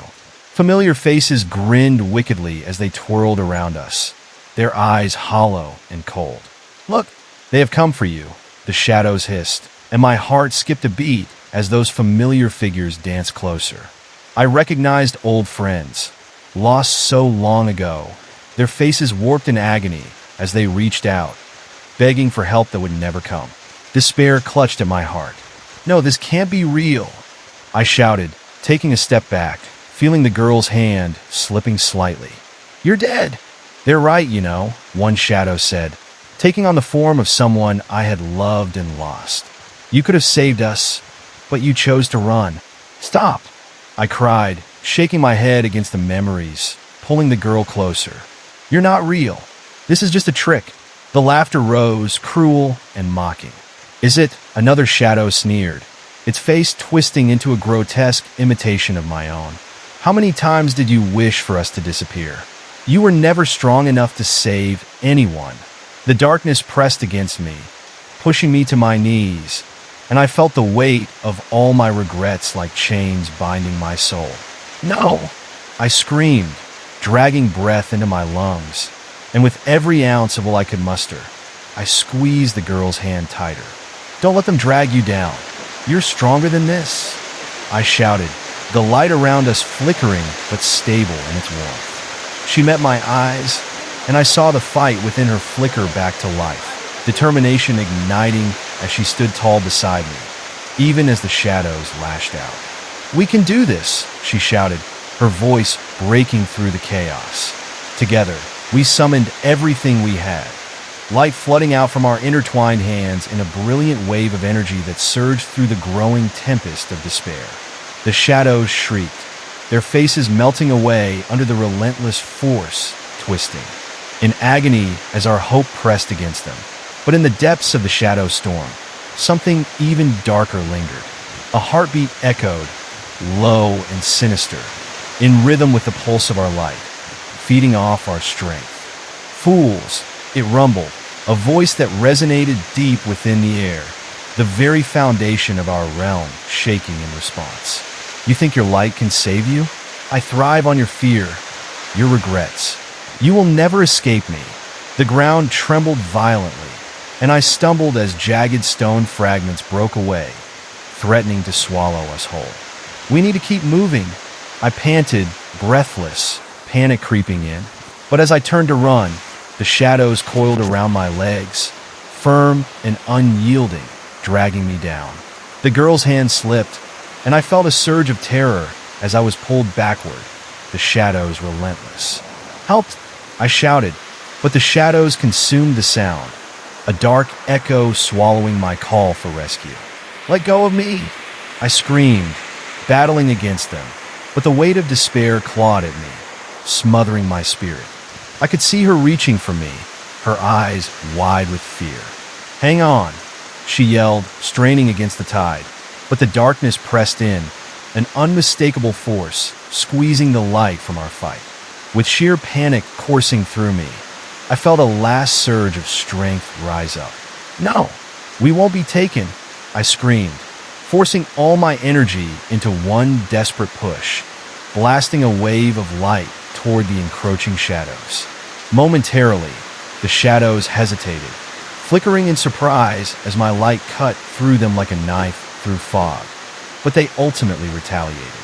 Tendrils lashed out, slicing through the air with deadly speed, finding purchase in my skin, dragging me deeper into their embrace. "Stay close," I yelled as I fought to break free from the grip of the dark. "We have to stick together." but their fingers wrapped around me tighter, cold, and suffocating. They pulled me back, and I felt the room begin to spin as the dark laughter swelled around us. Suddenly, I saw a figure in the distance, a silhouette emerging from the shadows, distorted and flickering like a dying flame. It loomed behind the swirling mass, dark as night, eyes glowing with a hunger that sent ice through my veins. "Look at you," it whispered, voice smooth yet filled with venom. "Such potential, wasted by your own cowardice. You can't escape the truth. You are merely a vessel of despair, and I am what you fear most." An icy dread curled in my stomach. Who are you?" I asked, forcing my voice steady, but my heart raced. "I am the darkness you've tried to bury," it responded, a grin spreading across its face, revealing wicked, sharp teeth. "You cannot hide from me. I am the sum of every failure, every weakness, every moment you wished you had the courage to face. I won't give in," I muttered, looking fiercely into its burning stare. "You don't control me." "It's not about control," it hissed, advancing like smoke curling around a flame. "It's about acceptance. You've always known you are weak, trapped in your own ignorance." I felt a rush of despair, threatening to engulf me yet again. "No!" I shouted as I fought against its words, drawing on the strength of my memories. The laughter, the moments that lifted my spirit, the girl standing defiantly beside me. "No one is perfect," I declared, the surge of rebellion igniting once more. "I am what I choose to be, not what you say." "Foolish child," it mocked, slicing through my courage like a knife. "You think you can defy me? Every step into the light only leads you deeper into the dark." The shadows drew closer, almost suffocating, but I heard the girl's voice piercing through the chaos like a beacon. "Don't believe it. Focus on us. We can break free." With her encouragement, I centered my thoughts, bringing to mind the bonds we shared, the moments that had forged our strength, every time we had fought side by side. As warmth swelled within, combining with the flicker of our light, a resurgence of hope burst forth like a wildfire. The shadows recoiled as I pressed against them. "You don't get to decide who I am," I screamed, a fury ignited as I aligned my energy with hers. We unleashed a pulse that lit up the darkness, revealing the twisted forms surrounding us, their faces paling as the light surged forward, illuminating the abyss. But the dark figure stilled, unfazed by our onslaught, a malicious smile spreading. "You think this is enough?" it taunted, its eyes glinting with malevolence. "You may banish me today, but I'll always return. The darkness has no end, and neither do you. You will face me again and again." "No!" I shouted back, refusing to let fear take root, to let it take hold over us. I thought of everything worth fighting for, the flicker of dreams still alive in my heart, the bond forged in the flames of struggle. "Stand by me," I cried, focusing on our light, letting it expand beyond the shadows. And in that moment, a furious light erupted, cascading through the darkness, forcing the figure of despair into retreat, writhing in agony as the blinding energy swept across our surroundings. "Together," I shouted once more, feeling our strength entwine, creating a force that resonated through the depths of the chamber. Shadows writhed and popped like sparks, retreating before the intense glow. I could see the edges of the chamber beginning to distort, warping under the power of our shared will. "Let's go," I urged, racing toward the wavering outline of an exit that appeared as light broke through the swirling chaos. But just as we turned to flee, a final wave of darkness erupted toward us, a lash of cold air that struck like a whip, sending me sprawling. I tumbled back, and I felt the shadows grasp my ankles, dragging me down. "Help!" I cried, desperation woven into every syllable as I struggled to pull free. The girl was yelling, her voice cutting through my despair. "Hold on, I'm coming!" But the shadows tugged me deeper, the dark tendrils threatening to pull me into the void. They wrapped around me like a net, suffocating my light, promising solace in yielding to their cold embrace. "You belong with us," They hissed, voices entwined like silken threads. "No!" I gasped, determination flooding through me as I clawed against the unnatural grip. "I won't give up. I won't surrender." For every ounce of fear they tried to sow, I pushed back, letting the warmth of my spirit blaze against their icy hold. "We choose light," I cried out, focusing on the space where the girl still stood, her own fire flickering boldly, a beacon of hope promising unity. With a feral roar, I pulled my strength from the deepest parts of my being, summoning every cherished memory, every joyous laugh, every moment when darkness had met the light and faltered. I let it surge through me, filling the cracks within, every faint flicker igniting a constellation of brilliance that I poured into one last push. "I am stronger," I howled, forcing out the words, pushing through the growing darkness, burning as brightly as the dawn. The shadows screamed in outrage, twisting and bucking, the winds howling around me. And as I surged forward one last time, the world around me burst into blinding brilliance. And in that heartbeat, the darkness shattered, fragments dissolving into the bright nothingness, slowly curling away, leaving behind only echoes of what could have been, a sobbing lament fading into the abyss. I stumbled, the world gradually returning to clarity, and as the light remained steadfast, I turned to find her beside me, both of us panting, surrounded by the remnants of shadows, but together and free. "We did it," she whispered, her relief evident.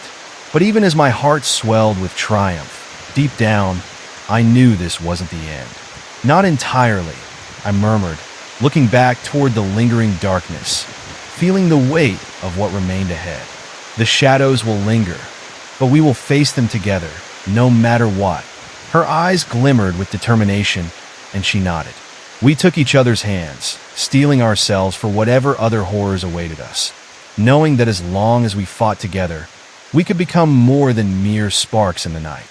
And even though the echoes of dread still whispered in the back of my mind, I felt ready to confront whatever lurked in the dark, knowing our light would guide us through, no matter how treacherous the path may be. Together, I felt a shift in the air, heavy and thick, as if the shadows were regrouping, plotting their next move. I glanced around, noticing how the room still quivered from the remnants of our battle. The flickering light from our hands cast flickering shadows, teasing the edges of the darkness that lingered like a thick fog, threatening to swallow us whole again. "What now?" I asked, my voice shaky, echoing against the cold stone walls. The girl turned to me, her gaze steady yet filled with concern. "We need to find a way out of here before they come back. They won't stay defeated for long." Her words sent a chill down my spine. She was right. The darkness was still swirling in angry remnants, and the air felt charged with malice. The way it twisted didn't show signs of retreat. It was merely waiting, watching us with hungry anticipation. Without hesitation, we began moving toward the exit, hearts pounding in unison. As we stepped further into the chamber, I could hear the echo of our footsteps sounding off the walls, a constant reminder of our vulnerability. Each step amplified the sensation of being watched, and every now and then, I could swear I caught glimpses of shadowy figures flitting just out of sight, too quick to grasp. "Stay close," I whispered, glancing to my left where I thought I saw something darting between the stones. The air shifted again, brushing against my skin like a cold hand. "Did you see that?" she asked, her voice barely a whisper now, the confidence from before wavering like a candle's flicker in a draft. "Yeah," I replied, my heart racing faster. "We need to hurry." The oppressive darkness pressed in as we made our way deeper into the haunted chamber. And then it happened. A low, guttural growl resonated through the void, vibrating the air around us. It was deep and throaty, reverberating off the ancient stones, sending panic coursing through my veins. What was that? I stared wide-eyed at the girl, whose face was now pale, fear shadowing her features. "I don't know, but it doesn't want us here." Her expression froze as another growl rumbled from behind us, closer this time, a sinister promise of what lurked in the shadows. I felt dread flooding my mind. I couldn't suppress the images of grotesque creatures emerging from the black depths, beady eyes glinting and jagged teeth set in eternal snarls. "Run!" I shouted, adrenaline surging as we dashed forward, the flickering light from our hands illuminating the path ahead. But the darkness writhed and coiled around us, extending its fingers, brushing against our skin like spider webs. Just beyond the reach of our light, I caught sight of something. Eyes, shimmering like stars in a night sky, but devoid of warmth, filled with an insatiable hunger. "Faster!" I urged, feeling my heart slam against my ribcage. As we sprinted toward the exit, shadows spiraled around us, thickening by the second, smothering the light. It felt as if we were wading through a living fog, and I could hear whispers echoing around me, each voice distorted and dripping with malice. "Turn back," they hissed. "You don't belong here." I gritted my teeth, fighting against the terror threatening to drag me down into despair. "Ignore them," I yelled, clutching the girl's hand, focusing on the warmth radiating from her touch as we raced against the encroaching darkness. But then, to my horror, the ground beneath us began to shift. Cracks opened up, unseen forces pulling like a whirlpool beneath our feet. Stones crumbled and fell into the void, the floor becoming unstable. "Hold on," I shouted, yanking her closer just as the floor beneath us gave way, dropping fragments into an endless shadow. We stumbled, barely regaining our balance, hearts racing as we navigated through the quaking chamber. I couldn't shake the feeling that we were being hunted, and that whatever was lurking knew every move we were making. I caught a glimpse of a massive figure just outside our light. It lurked in the corner, partially hidden in the shadows, its features obscured, yet exuding an unmistakable aura of dread.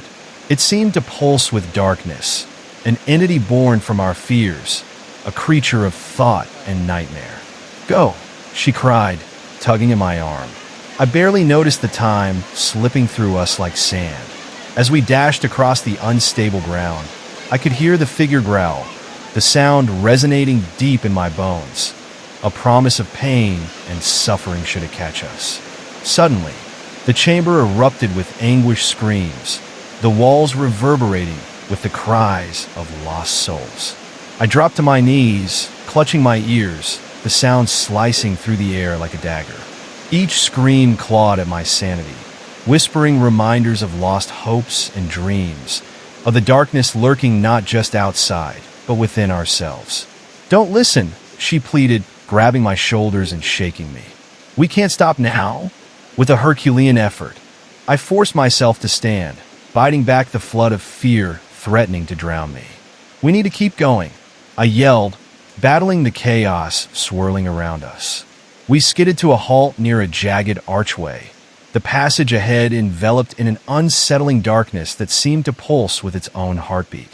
Shadows flitted around the edges, but something deeper roiled beyond, a lingering presence that made my skin crawl. "Is this the way out?" she asked, glancing nervously over her shoulder, her eyes wide with fear. I think so," I stammered, uncertainty creeping into my voice. "But I can feel something waiting, something alive on the other side." Just then, the darkness surged forward, as if it could sense our hesitation. Tendrils of shadow snaked through the archway, curling around our ankles, tugging us back into their cold grip. "No!" I screamed, fighting against the pull, but it only tightened, wrapping around me like a vice. The girl struggled beside me, her face a mask of panic. "We can't let it take us," she shouted, her words ringing like a battle cry through the consuming dark. With one final push, I summoned the last reserves of my strength, drawing from the flicker of light within. "Not today!" I roared, breaking free of the shadow's grip, pulling the girl toward the archway with every ounce of will I possessed. As we lunged into the passage, I felt the claws of darkness grazing my back, a last desperate attempt to reclaim what it had lost. They clawed at my mind, filling me with visions of dismal futures, endless nights, unending fear, whispers of defeat echoing eternally. But we burst into the passage, tumbling into a new chamber, the air thick with dread, but at least ordered in its darkness. I could sense it beyond the threshold. Darkness was still lurking, but now it had no purchase. As I stood, gasping for breath, I took a moment to absorb our surroundings. This new room was colder, with walls lined in rough stone, and faint sigils that seemed to pulse in time with my heartbeat. The shadows clung to the corners, writhing like serpents searching for a way to escape the confinement. But here, they lacked their usual power. "What is this place?" I asked, scanning for any signs of life, any glimmer of exit, my heart thumping loudly in my chest. "I don't know," she whispered, pressing close to my side. "But it feels different, like we're still in danger, but bound by rules." I nodded, feeling the tension in my bones. "We need to find a way out, if we stay here too long." But the words caught in my throat as the shadows coalesced once more, their forms shifting and morphing into a more solid shape. The air thickened with dread as they combined into a swirling storm, coiling tighter as they took on the shape of a monstrous figure, towering before us, its shadowy form adorned with twisted appendages that reached out hungrily. "You think you've escaped?" It boomed, the voice echoing through the chamber, cold and taunting. "You've only stepped into a deeper trap." I could feel the girl's body tense beside me, the heat of her fear mingling with my own. "What do we do?" she breathed, eyes wide with panic. "No one can resist what we are," the figure hissed, undulating as if it could reshape itself at will. "For every flicker of hope you grasp, we will extinguish it. You will belong to the dark, where I will feed upon your despair." The echo of its laughter rang in my ears, chilling my bones further. "We won't let you," I shouted defiantly, heart racing. "We refuse to succumb to you." The shadows closed in tighter as the figure took a menacing step forward, the threat palpable, making it harder to breathe. "You think your courage can save you?" It sneered, resonating with malice. "The deep will always claim what is rightfully its. Stand tall and witness the end of your light." Panic surged, but somewhere within me, a flicker ignited. No matter how overwhelming the darkness seemed, I remembered the light we had shared. I felt the warmth of our connection, and I refused to let it fade. "We are not alone," I shouted, my voice ringing with newfound strength as I faced the shadow. The girl stepped forward beside me, and together we summoned every ounce of courage we had. "Together," she declared, her voice fierce, knowing it wouldn't be easy. Instinctively, we joined hands again, letting our energies pulse through our connected hearts. A brilliant light exploded from our grasp, invasive like the dawn chasing away the night, and for a moment, it held the dark back. The figure writhed, a howl erupting from its throat as the light washed over it, revealing grotesque features, twisted horn-like protrusions, and a visage that echoed humanity's deepest fears. "Foolish children," it screeched, struggling against our combined force, but we pressed forward. With every ounce of will, we forced the light deeper into the thick haze, cleansing the shadows that sought to reclaim us. But the figure twisted, its form undulating, pulling at the edges of reality, screeching in outrage. "You think you can defeat me?" it hissed, eyes blazing with fury. "I will return. You cannot destroy fear."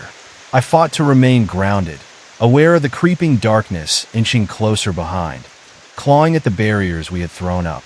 "We are not afraid," I declared, pushing harder, feeling the light surge through us, carving a path through the void. As the shadows recoiled, hesitation flickering in their depths, I took a step forward. "You have no power here. Not anymore." "That's it," the girl shouted, adding her voice to the surge of energy emanating from us, a cascade of brilliance that pulsed like a heart in rhythm, quickening as we merged our strength, illuminating the darkness. But the figure seemed to grow, expanding as it consumed the shadows around it, pulling resources from the dark chamber like a black hole. "I feed on your fear. You will never defeat me, for I am eternal." The shadows thickened around me, darkening my vision, drowning the light. Dread seeped into my mind once more, visions of endless corridors filled with despair. Regrets turned to tangible forms, creeping toward us and clawing at my thoughts. "No!" I yelled, shaking my head, refusing to succumb to the memories that came swirling back. Faces, places, moments of weakness that morphed into a haunting skit, taunting me with past failures. "We can't give in," the girl urged, clenching my hand even tighter and lighting the fire of hope that flickered resiliently in the storm of shadows. Taking a deep breath, I focused on the girl's unwavering spirit. "You're right. We can't let it control us." Rallying every ounce of resolve, I pushed back against the demons of my past, rejecting the painful cycle they offered. Together, we both cried out, reaching for the light within, directing it forward, and feeling it push against the encroaching darkness. The shadows screamed as the warmth of our light engulfed the space, forcing them back. I felt the weight of fear lifting as our combined energy continued to spread through the chamber, illuminating the once cold corners alive with dread. Suddenly, the monstrous shadow began to dissolve, shrieking in fury as brilliant rays tore through its body, breaking it apart into tendrils of smoke, flickering like dying embers.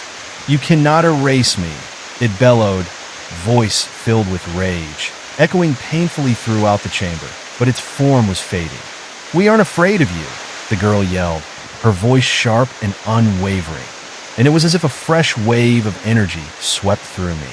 Together, we stood strong, casting our light further into the chamber, pushing back against the consuming shadows that had threatened to engulf us. As our combined brightness cut through the darkness, we could see the figure dissolving, bits of shadow vanishing like smoke in a gust of wind. But even as it shrank, I felt something shift in the air, an unsettling chill that seeped into my bones. It was as if the darkness was retaliating, swelling again with spite and fury, angrier than ever for being challenged.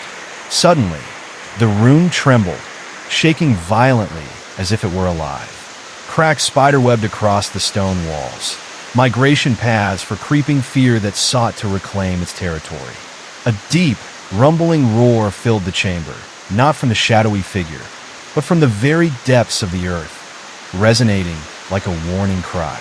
"Look out!" I shouted, pulling the girl away, just in time as stones began to tumble from above. We dodged to the side, narrowly escaping a collapsing section of the ceiling that crashed down with a thunderous boom, dust and debris stirring in the air around us, obscuring our visibility. "We have to move," I urged, panic clawing at my throat as the shadows regrouped in angry roils. They twisted behind the rubble, darkening the room once more, clawing toward us with malicious intent. Those beady eyes flickered back into view, glimmering with a hunger that felt tangible, predatory. The oppressive feeling of being pursued flooded back, the hairs on my arms standing on end. "They're coming!" I gasped, instinctively scanning our surroundings, looking for an escape that seemed to narrow with every second. Beside me, the girl's breathing quickened, palpable fear mingling with resolve. "Where do we go? We could get trapped if we stay here." The shadows surged, their voices sharpening, a cacophony of whispers rising up, inching closer to us. "Stay with us. You won't escape. You belong with us." I could hear the seductive echo of despair in their words, promising solace in. "Surrender. Keep running," I yelled, each word tearing through the smothering din, urging us forward, even as the darkness swirled and grasped towards us, trying to claw at our heels. Together, we darted through the rubble-strewn chamber, weaving past fallen stones and sharp edges, the flickering light illuminating a way through the shifting gloom. Just as we reached the far end, I spotted a narrow passage, a glimmer of hope breaking through. "This way," I called, guiding us toward the small break. My heart raced as I felt the shadows swell behind us, desperate and angry. However, as we squeezed through the narrow opening, I felt a tug on my arm, and in that moment of extreme vulnerability, I was yanked back, the shadows reaching out with cold, ghostly fingers. I fought against it, heart in my throat, as I watched the girl scramble ahead. "No, don't leave me. I'm not leaving you," she screamed, desperately trying to pull me free. But the shadows wrapped around my legs like vines, tightening with each panicked breath, dragging me down toward the dark ground. The world around me started to spin, the light from my hands flickering wildly as terror snaked through my veins. Images of past battles, forgotten fears, and lost chances surfaced in my mind. Whispers of failure, taunting me, urging me to surrender to the darkness. "Focus on the light," the girl shouted, her voice cutting through the haze, a beacon of hope shining through the suffocating blackness.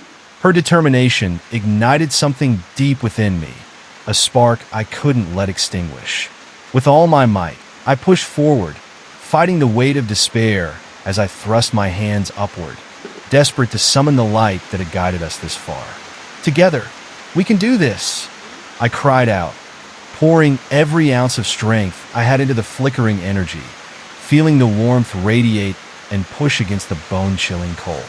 The shadows recoiled as the light burst forth, illuminating the chamber in harsh brilliance. They hissed in pain as I broke free from their grasp, stumbling back toward the girl. "Let's go," I urged, ready to dive into the narrow passageway before the darkness could regroup. But just as we started through, a new roar erupted, shaking the very foundation beneath us, and the shadows pooled into a higher, darker form. Their face twisted, forming into something terrifyingly familiar. It mirrored my darkest fears, a grotesque version of myself, its eyes burning with rage and contempt. "You think you can escape?" It seethed, its voice echoing around us like rolling thunder, suffused with venom. "I am the fears you hide from, the past you wish to forget. You cannot run from what is part of you." The room shuddered, and I froze, caught in its scream. "This isn't real," I gasped, shaking my head violently, refusing to succumb to the despair. "This can't be me. It's a trick," the girl shouted, gripping my hand tightly. "You are stronger than this. Remember the light. Remember the strength we have." With her words fueling my resolve, I stepped forward, the light flaring again from my hands, banishing the darkness, threatening to pull me in. "You don't own me," I roared, battling against the shadow version of myself, the twisted visage flickering and distorting under the pressure of my light. "No," it screamed, rage flooding its voice as it dissipated with a howl, dissolving into a swarm of shadows that flitted angrily around us. But they were not finished. They regrouped quickly, swirling around, angry and chaotic, ready to lash out again.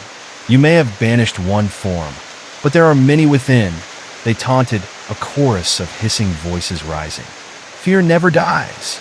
Fueled by both fear and courage, I turned to the girl, determination coursing through me. "We have to push through. We can't give in to it." As if in response, the ground shook once more, and a deep crack appeared between us and the passage. I caught sight of the walls starting to close in, stones shifting as if the very structure of the chamber sought to trap us forever. "Run!" I yelled, and we raced toward the new opening, the shadows swirling behind us like a dark tide, eager to reclaim what they saw as their own. Every step felt like a challenge, the darkness snapping at our heels, a savage beast relentless in its pursuit.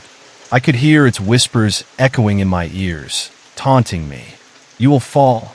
You will fail. You don't belong in the light." "No!" I shouted back defiantly, fueled by anger and the fear of what would happen if we couldn't escape. And then I remembered all the moments that led me here, the friendships I cherished, the laughter, the love. They were flickering lights guiding me forward. Ahead, the passage loomed, yawning wide, inviting, a mere glimmer of hope promising escape. I reached deep within myself, summoning the remnants of courage and the light I held dear, letting it radiate outward. "We can make it." As we lunged forward, I felt the shadows clawing at my back, cold fingers brushing my skin. "You can't outrun your fears.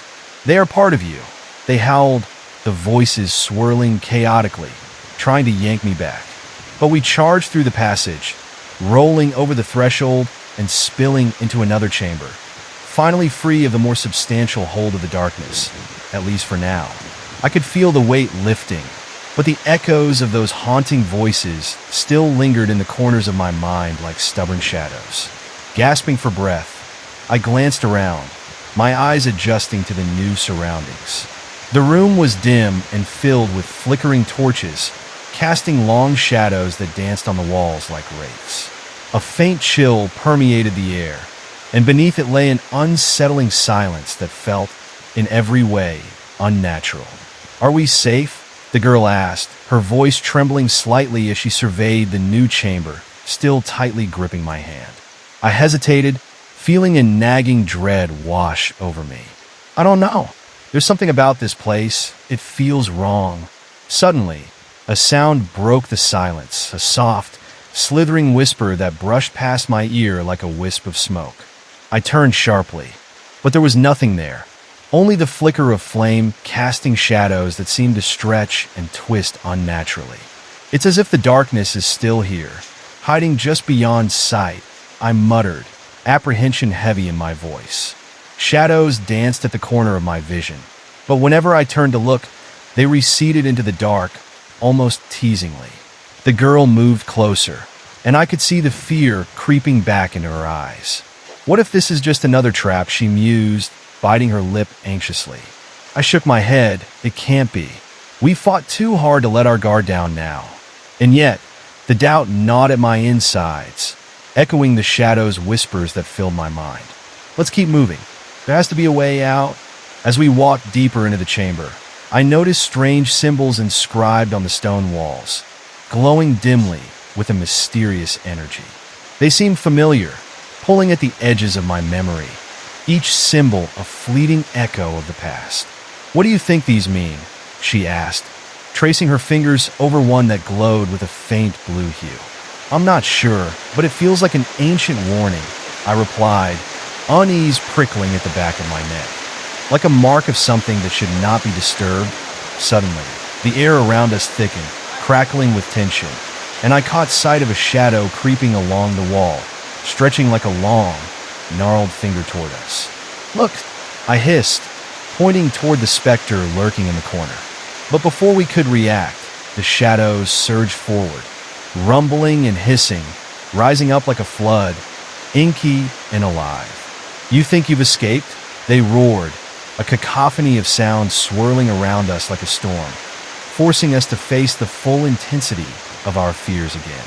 We stood our ground, prepared to fight, but as the shadows encroached, they morphed into the faces of people I had known, each twisted by grief or anguish, their eyes filled with sorrow.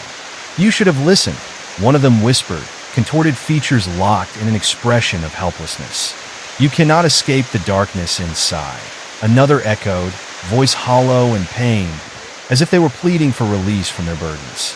"No, you're not real," I yelled, trying to shake away the memories they teased. "You're just illusions." Their shadows moved closer, the swarm intensifying, whispering of despair I had buried deep inside. "Come back to us, it's easier to give in," they sang hauntingly. "We will comfort you. You'll find peace and surrender." "Don't listen," the girl shouted, her voice cutting through the chills crawling over my skin. "Fight it. We can't succumb." With a burst of determination, I took her hand, squeezing it tight. "You're right. We've come too far."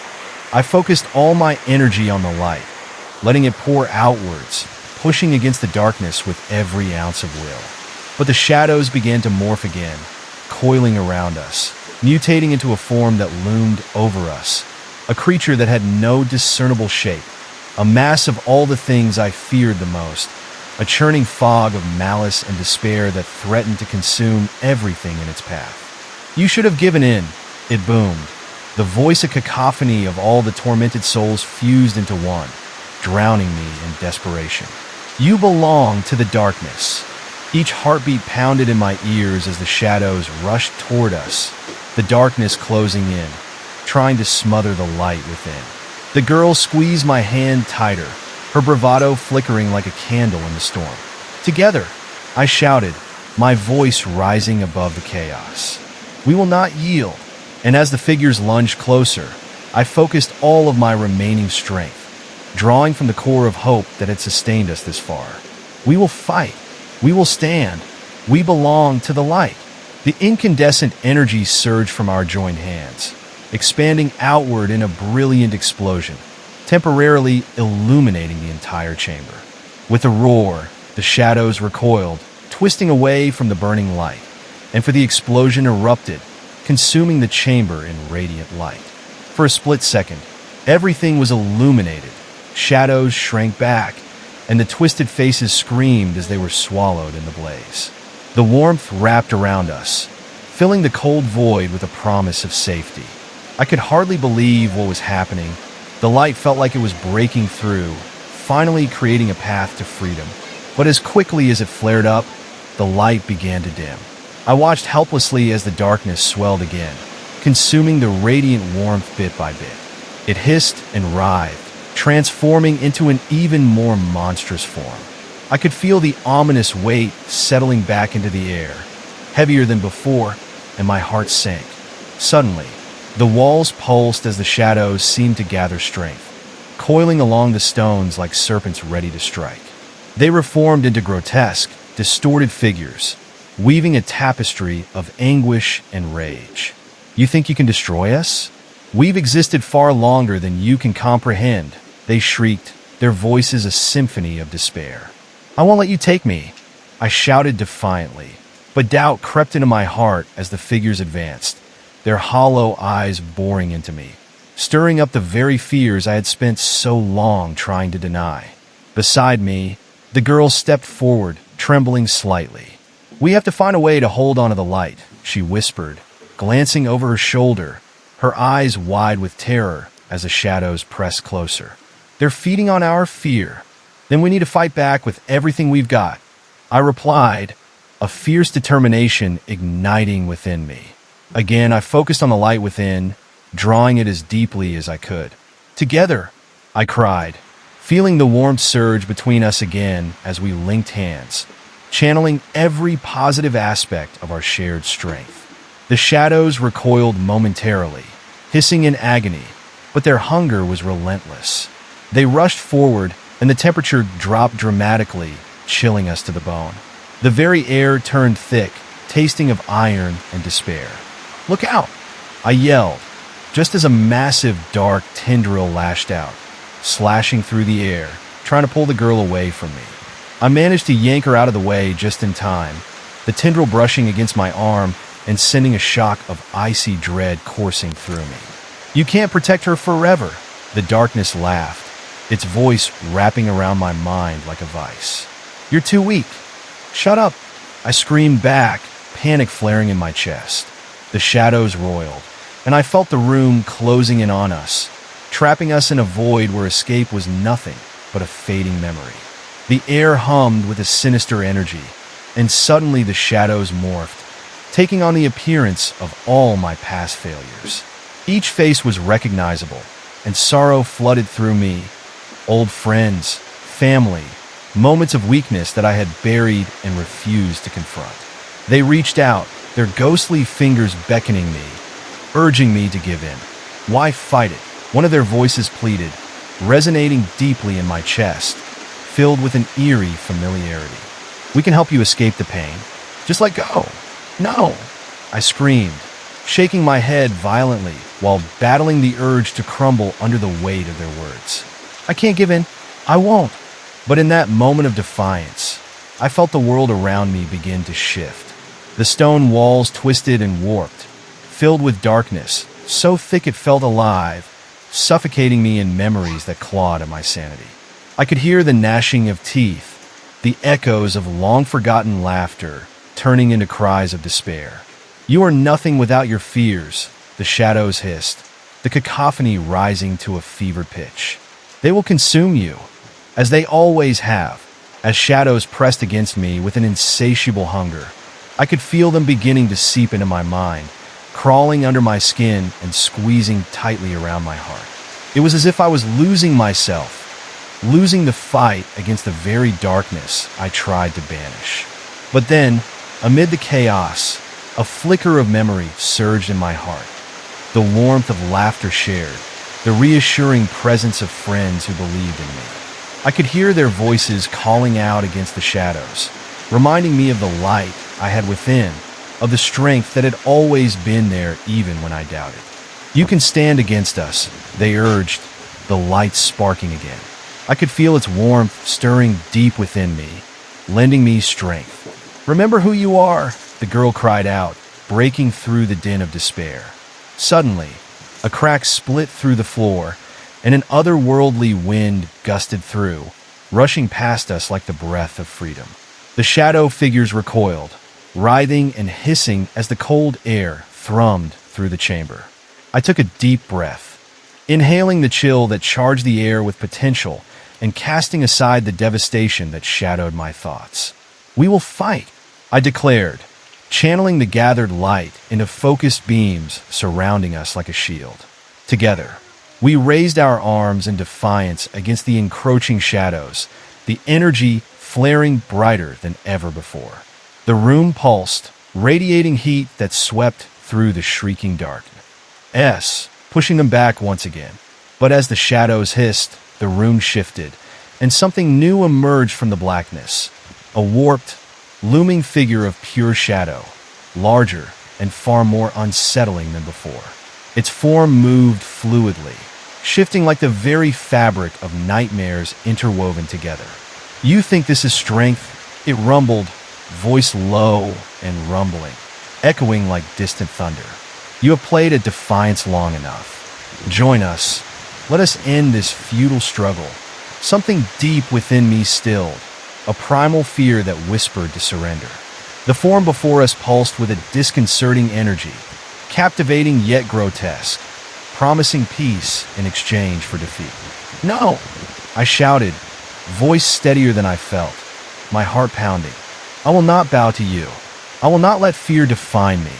The shadows snarled, circling ominously, coalescing around the monstrous figure. "Then prepare to face the full extent of your despair," it hissed. "You will know true darkness." Just then, I spotted a glimmer in the depths of the shadow's mass, a tear in the fabric of darkness. A bright light pulsated behind it, and instinctively, I felt it was a pathway, the way out. "Focus on the light," I exclaimed, eyes narrowing, determination flooding through me once more. With the girl's hand firmly grasping my own, I surged forward, knowing we needed to make it to that opening, the only chance to escape the shadows that sought to reclaim us. Together, we could not only fend off the darkness, but we could blast it away. "Together," I shouted, and with a flick of my mind, I directed all that we had into a radiant wave surging toward the shadowy form. As the light hit, the creature shrieked, the sound echoing painfully around us, a discordant chorus of despair and rage. "You cannot defeat what you fear." "I will," I declared with conviction. No room for doubt amidst the blinding brightness swirling around us. The shadows contorted, struggling against the brilliance that engulfed them, retreating into the far corners of the chamber as that luminescence surged. I could feel the very fabric of darkness tearing apart, ripping at the seams as we pressed forward toward that beckoning light. And then, with one final push, we burst through a barricade of agony and shadow, collapsing into a tunnel that opened up beyond the darkness, the light enveloping us like a warm embrace. Everything changed in an instant. The chill dissipated, shadows fell away, and we tumbled into a new space that was vibrant, alive with colors I forgot existed. It felt like freedom, like stepping into the warm glow of dawn after a long night spent trapped in darkness. We stumbled into a clearing bathed in sunlight, surrounded by lush greenery. It was almost surreal after the weight of the shadow realm. The air was sweet and fragrant, filled with sounds of birds chirping and rustling leaves, the light illuminating every inch as if celebrating our escape. "Did we make it?" the girl asked, eyes wide in disbelief, taking deep breaths of the fresh air. "I think so," I replied, glancing back at the dark tunnel we had just exited. But I felt an unsettling twinge, an urge to look deeper into the shadows that loomed at the edge of the clearing. Wait, I began, the anxiety creeping back, gnawing at my thoughts. What if it follows us? What if it never truly goes away? It's a part of you, but you're more than your fears, she said firmly, looking straight into my eyes. You have the power to control it. I nodded, drawing strength from her words, aware that this battle was far from over. Even though we had escaped a certain darkness, I could feel the lingering pull of shadows lurking within me, hiding in the corners of my mind. In that beautiful clearing endowed with warmth, I vowed to face whatever came next. We had fought fear and darkness, and though they would remain part of my journey, I knew I could choose how to confront them. But just as the thought crossed my mind, an unsettling rustle broke the tranquility of the forest surrounding us. My heart raced again as I caught a glimpse of movement at the fringes of the clearing. Shadows loomed where the trees cast long, dark shapes on the ground. Did you see that? I whispered, feeling a chill creep up my spine. I did, she murmured, eyes scanning the edge of light and shadow where the trees stood tall and ominous. Out of the corner of my eye, I saw a figure emerge, a fleeting shadow that darted just outside the sunlight, watching us with intense, unyielding eyes. There was something familiar about its shape, something that made my heart pound with anxiety. Stay close, I cautioned, sensing the heaviness in the air again, a dark pulse that thrummed beneath the serene surface. But the figure lingered at the tree line, always just out of reach of our gaze, as if it were biding its time, coiling in the darkness, preparing for the next confrontation. It's watching us, I breathed, my voice trembling as I felt the weight of its gaze pressing down, a reminder that while we had escaped one nightmare, the darkness had not been vanquished. I took a deep breath, trying to steady myself, determined not to show fear. Whatever happens, we face it together. The girl squeezed my hand tighter again, and together, we stepped forward, ready to confront whatever lay ahead, drawing strength from the light we had fought so hard to reclaim, ready to confront whatever lay ahead, drawing strength from the light we had fought so hard to reclaim. As we stepped cautiously into the shadows surrounding the clearing, an uneasy silence enveloped us. The vibrant colors began to dull, the warmth of sunlight giving way to a heavy coolness that hung in the air. My breath came out in short, nervous bursts as the underbrush crackled beneath our feet, each sound echoing unnaturally in the stillness. With every step deeper into the darkness, I couldn't shake the feeling of being watched. The trees around us loomed tall and foreboding, their twisted branches resembling skeletal hands reaching out, threatening to ensnare us. It was as if the forest was alive, pulsing with an energy that reached out, seeking to reclaim what it had lost. "What do you think it wants?" the girl whispered, her voice barely audible, edged with fear as she glanced over her shoulder. "Do you think it's coming for us?" "I don't know," I replied, trying to mask my own growing anxiety. "But we can't show fear. That's what it wants." Just then, something rustled in the bushes ahead. The sound sent a jolt through me, and I froze, heart racing. "Did you hear that?" I said, my voice cracking slightly. "I did," she nodded, standing taller, but her eyes betrayed her fear.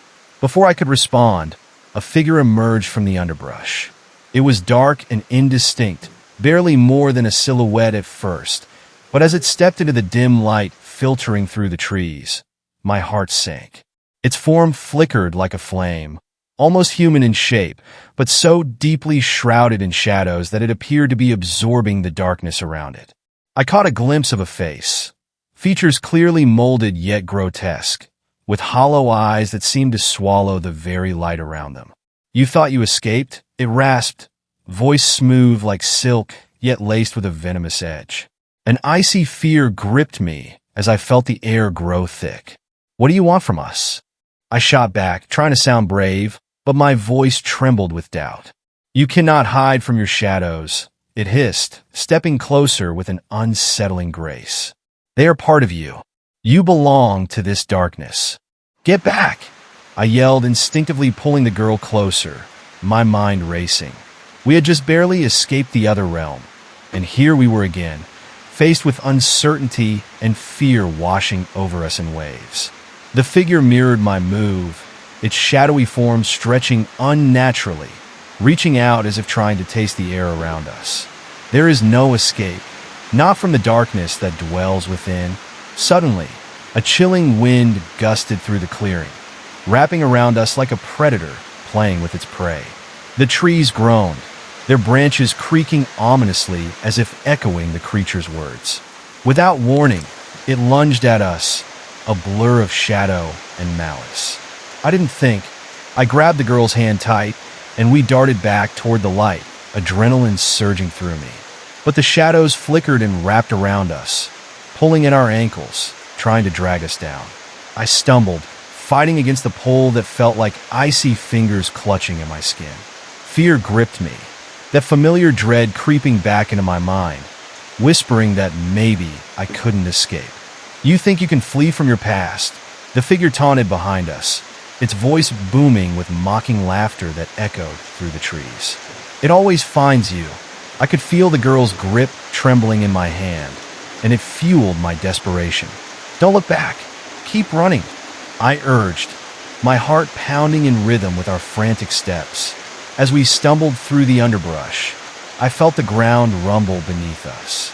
The shadows hissed, slithering along the forest floor like snakes, twisting together as they reached for us, eager to pull us back into their embrace. Every instinct screamed to get away. Yet the more we ran, the more ominous the sounds became, a chorus of whispers swelling within the trees, telling tales of lost souls who had trodden this path before us. Join us, they echoed, an unnerving harmony that tugged at my very core, trying to draw me back. No! I shouted, anger igniting within me, forcing my legs to pump harder. We will defeat you. We burst through a thicket and entered an even darker part of the forest, where the sun struggled to penetrate. Playful beams of light turned into oppressive darkness, wrapping around me like a shroud. I couldn't shake the sense that we were being funneled into a trap, leading toward an even greater nightmare. The path narrowed, twisting unnaturally, roots and vines stretching out like hungry hands. Shadows played tricks on my eyes, forming faces of the past that taunted me, each one dredging up memories I thought I had buried deep. I saw moments of weakness, faces of disappointment, echoes of past failures. You cannot escape the truth, the shadow figure roared, its voice rising above the cacophony, blended with the twisted whispers of the forest. You're just delaying the inevitable. No! I shouted back defiantly. I won't let you control me. But doubt gnawed at me like a relentless parasite. Every step felt heavier, as though the shadows were wrapping around my legs, trying to pull me down into their dark depths. I could hear the girl's breathing quickening beside me, the rhythm matching my pulse, yet she remained firm, her hand squeezing mine like a lifeline. Every twist of the path brought the shadows closer, more distinct, forming shapes that unnerved me. They morphed into vines that seemed to throb with dark energy, ready to constrict, ready to ensnare. I could almost hear their silent cries, wails of those who had given in, who had succumbed to despair. Suddenly, we burst into a clearing that felt like a trap in itself. The air thickened with lingering darkness, and the presence of the shadow creature loomed over us, now more grotesque than before. Its form wavered, flickering unnaturally like a candle about to be snuffed out, but its eyes burned with a ferocious intensity.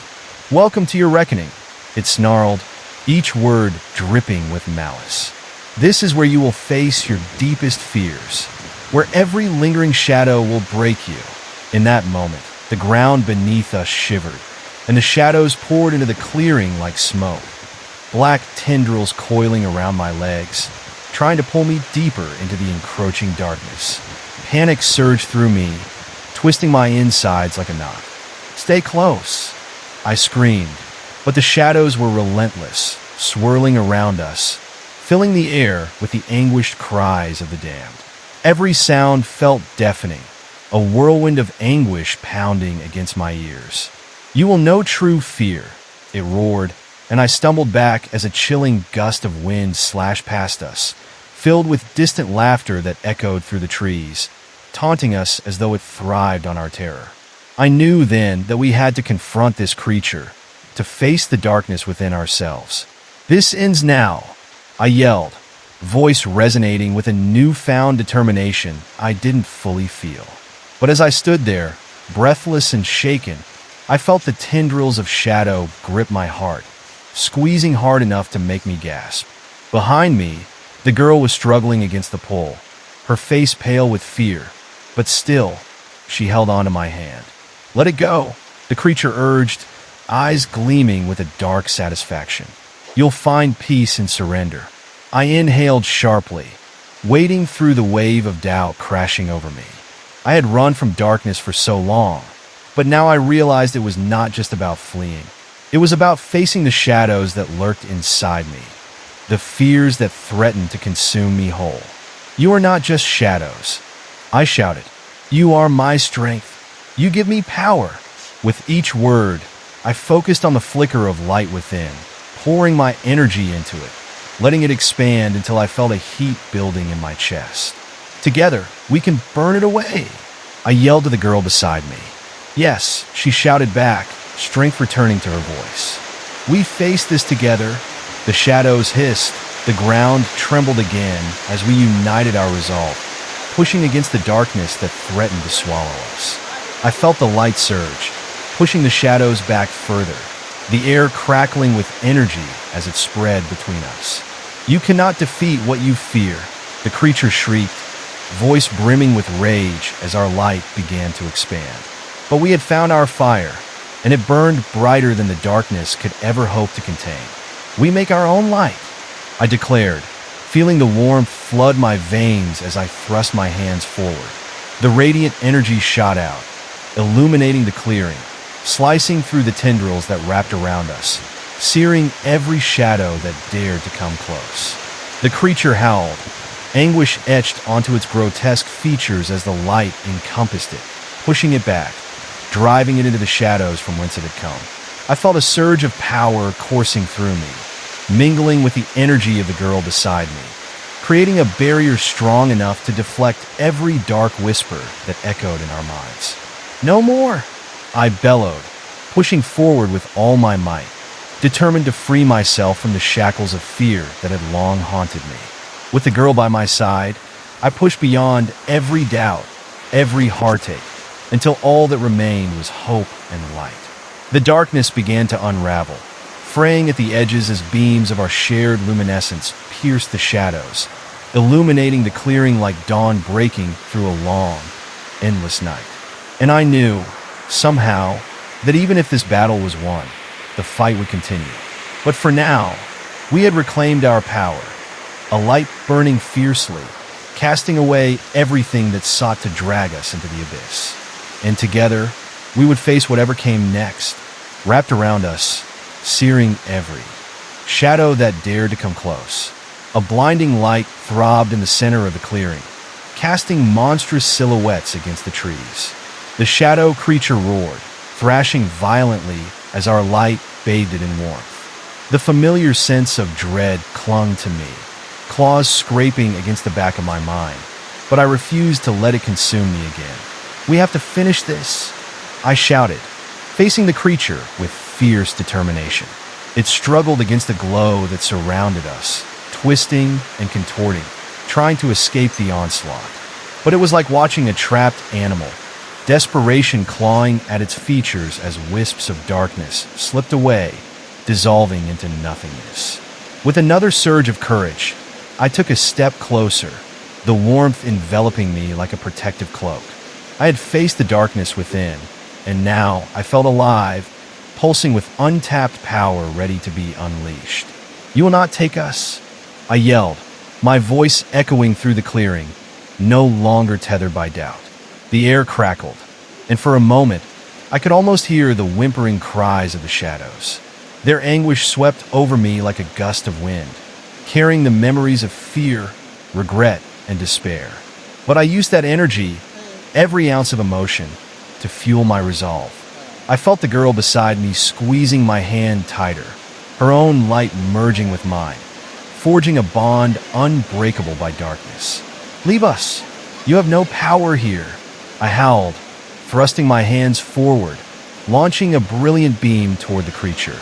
The light exploded upon impact, shattering the dark energy that surrounded it like glass, sending an echoing shriek through the trees as the thing recoiled, its form splintering into a chaotic mass of shadows.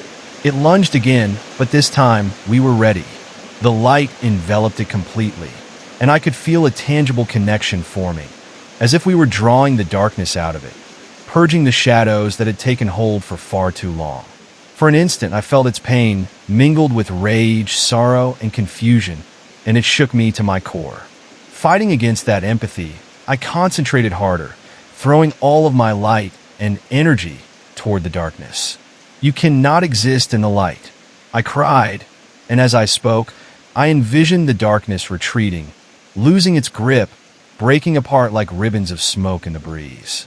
In an anguished howl, the creature writhed, its shape flickering as pieces of it scattered into the night, consumed by the purity of our combined energy. I gasped, heart pounding, watching as the once dominant shadow tumbled back into the deep woods, retreating like a nasty memory. The whispers faded into silence. The cool air transformed into a gentle breeze that whispered hope and freedom. The clearing now stood quiet and serene, the vibrant light still flickering, shimmering around us like a protective aura. I turned to the girl, tears welling in my eyes, a mixture of relief and exhilaration coursing through me. "We did it," I breathed, disbelief coloring my tone. Together, she smiled, shining brightly in the new light, and we shared a moment of unity that anchored us in a world that had felt so uncertain moments before. But as the shadows receded, I felt a chill creep within me, a whisper, soft yet insistent. I glanced back over my shoulder, half expecting the darkness to return. A flicker of motion caught my eye from the corner of the clearing, shadows pooling where the light began to fade, swirling like a dark vortex. "Do you see that?" I whispered, dread creeping into my gut as an unsettling sensation washed over me. "Yes," she replied, her voice uncertain, heart pounding with the same fear that had once paralyzed me, trailing behind us as the darkness ebbed and flowed like a tide. The shadows coiled, and for a fleeting moment, I understood. The darkness was cunning, ever-present, ready to reclaim what it had lost. It could not be entirely eradicated, merely contained. "It's not over," I murmured as realization pooled within me, a new understanding dawning like a storm cloud. "What do we do now?" she asked, glancing back at me, her eyes wide with uncertainty, anticipation heavy in the air. "We stay vigilant," I said resolutely, forcing my gaze back to the flickering shadows. I understood that while they could be dimmed, they could never be fully dispelled. The struggle would continue, and we would need to harness our light together, drawing from one another to stand against the creeping shadows whenever they dared to gather again. As I took a deep breath, seeking the strength to face what lay ahead, I felt the weight of my fears begin to lift. The clearing glowed around us, a reminder of triumph, even as I felt the darkness linger. The shadows would always be there, but so would our light, and that realization brought me hope, fierce and unwavering. I faced the future with newfound clarity, ready for whatever awaited. "Together, we will shine," I affirmed, feeling the pulse of determination beat in time with my heart. "This isn't just my journey, it's ours." And as the shadows flickered just out of reach, I took a step forward, ready to embrace this unpredictable journey, fear and all.